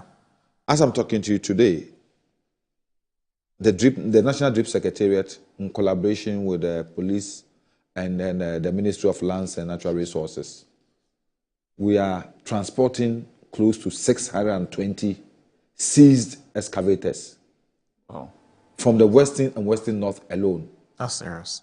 Western and Western North alone. 600. Over 600. Wow. To Accra. Wow. So we've mobilized all the low beds. Obviously from illegal miners. Yes. All the low beds from DRIP. Volta, Greater Accra, Eastern, Central, to the Western Samaboy area to bring all those excavators down. Okay. It's an exercise Lands and Natural Resources and the police together doing. 600 excavators has been seized, but still our waters are not clean. And we are having this pollution of our soil. And we are an agrarian society. Basically, we depend on our food crops for existence. And the food crops are being contaminated. I am pleading that all the effort and all the work we are going to put into the 24-hour economy is going to produce the raw materials for industry and for manufacturing. If such surveys, such reports fall on the table of the international community, no matter how much effort we put in, we produce, we'll be blacklisted and our produce will not be accepted on the international market. So we only consume and we cannot export. But the essence of the 24-hour economy is to improve on our export development. You understand? So what we should know is that our Galamsey activities will ultimately hurt our economy and hurt the 24-hour economy. So I think that it is time that we tackle this thing. We're talking about this as existential threat and all those things. It's not enough. The efforts of the Ministry of Lands and Natural Resources and all other agencies involved in this must be complemented with the necessary legislations that will make it more biting and effective. I believe so, because what I have seen and reading this report is so scary. I love my fufu. I love my cocoyam and pesi. Look, I like cocoyam and kontomire and pesi. Look, and today I'm being told that I have to be careful. So what sort of cocoyam will I eat? In fact, what are you even going to eat? That's the issue. All the crops that we eat are being grown here with the same water. And I everything we eat. I like fish. I'm a Ghan. I like my fish from the sea. I don't like the catfish and all those ones. I like the marine fish. Eat some of the ones imported. You understand? And okay, yes, some of the one that is imported. And I see we've imported water. What I saw, it's I was scared. What I saw in Takoradi, it's scary. It's scary. I got scared, and I think that we must look at it better. We have a small bite on this one. Yeah. Unfortunately, time is up. If you can just do a minute. Oh, a minute, that's fine. So the Galamsey fight must be a holistic fight. Yeah. A national fight. Because, just as you said, it poses an existential threat to all of us. Yeah. If you see the ailments that are developing out of this in this country. It's frightening. It's frightening. Kids with extra fingers and all that. Even cyanide pollution. I didn't see that in the list, but cyanide pollution is huge. And it's not coming from just the small scale, illegal miners. It's coming from all kinds of mining activities, including some of the so-called reputable big companies. You know, they have their, when you go to the EPA, there are so many issues there. As a part of the Environment Committee, we got to know some of them. You know, so mining in itself is dirty. The chemicals that are used are not the best of chemicals. When sometimes they're even transporting them, you see them, it's written boldly that these are dangerous chemicals and avoid them and all that. Okay. And so we need to really tackle it, take the bull by the horn and tackle it. Otherwise, and to even make it more scary, now the guys are clearing our farms. No, for that, they are turning into Ghana, say, places. But anyway, so Alasan Bosa from East, to my East constituency says, great submission by your guest in the studio, especially my mentor, good father, Honorable Nanti van der Poel. We can't blame our reverend chiefs who wore the regalias to the Jubilee House to lobby for ministerial appointments to their respective sons and daughters. The 1992 Constitution, which is a primary legal document, talks about regional balance and appointment by the President and individuals. We can't fight it. If the President do not follow what the Constitution says, a violation of the Constitution, the President can be impeached. Bosa Al-Hassan. And then just 1 second, I beg you, just 1 second. Just 1 second. I need to do this. This one here from Osembepa, formerly with Radio University. He says, good morning, my brother. Indeed, I'm enjoying this morning's discussion like a sumptuous meal. The bipartisanship, the maturity, in-depth analysis, and nationalistic posture and spirit of brotherliness. I hope Honorable Nanti van der Poel is being sincere with his submission because he's the one who called the guns to prevent our country traders in Kantamatu from voting. It's not true. Because it's not true. Belong to the guns. It was this thing, he has debunked it. Yeah, he has debunked it time and again. My wife is an Akan. My wife is an Akan. How can you stop them from? Anyway, so Honorable, I want to thank you so very much for your time. Honorable Nanti van der Poel is the national coordinator. Tomorrow, will you permit me to say happy birthday to a very senior friend of mine? Okay. He is called Atupahene. Oh, okay. Yes, Nana Intrijemfi. Oh. And today he's invited me to the mountains to celebrate with him.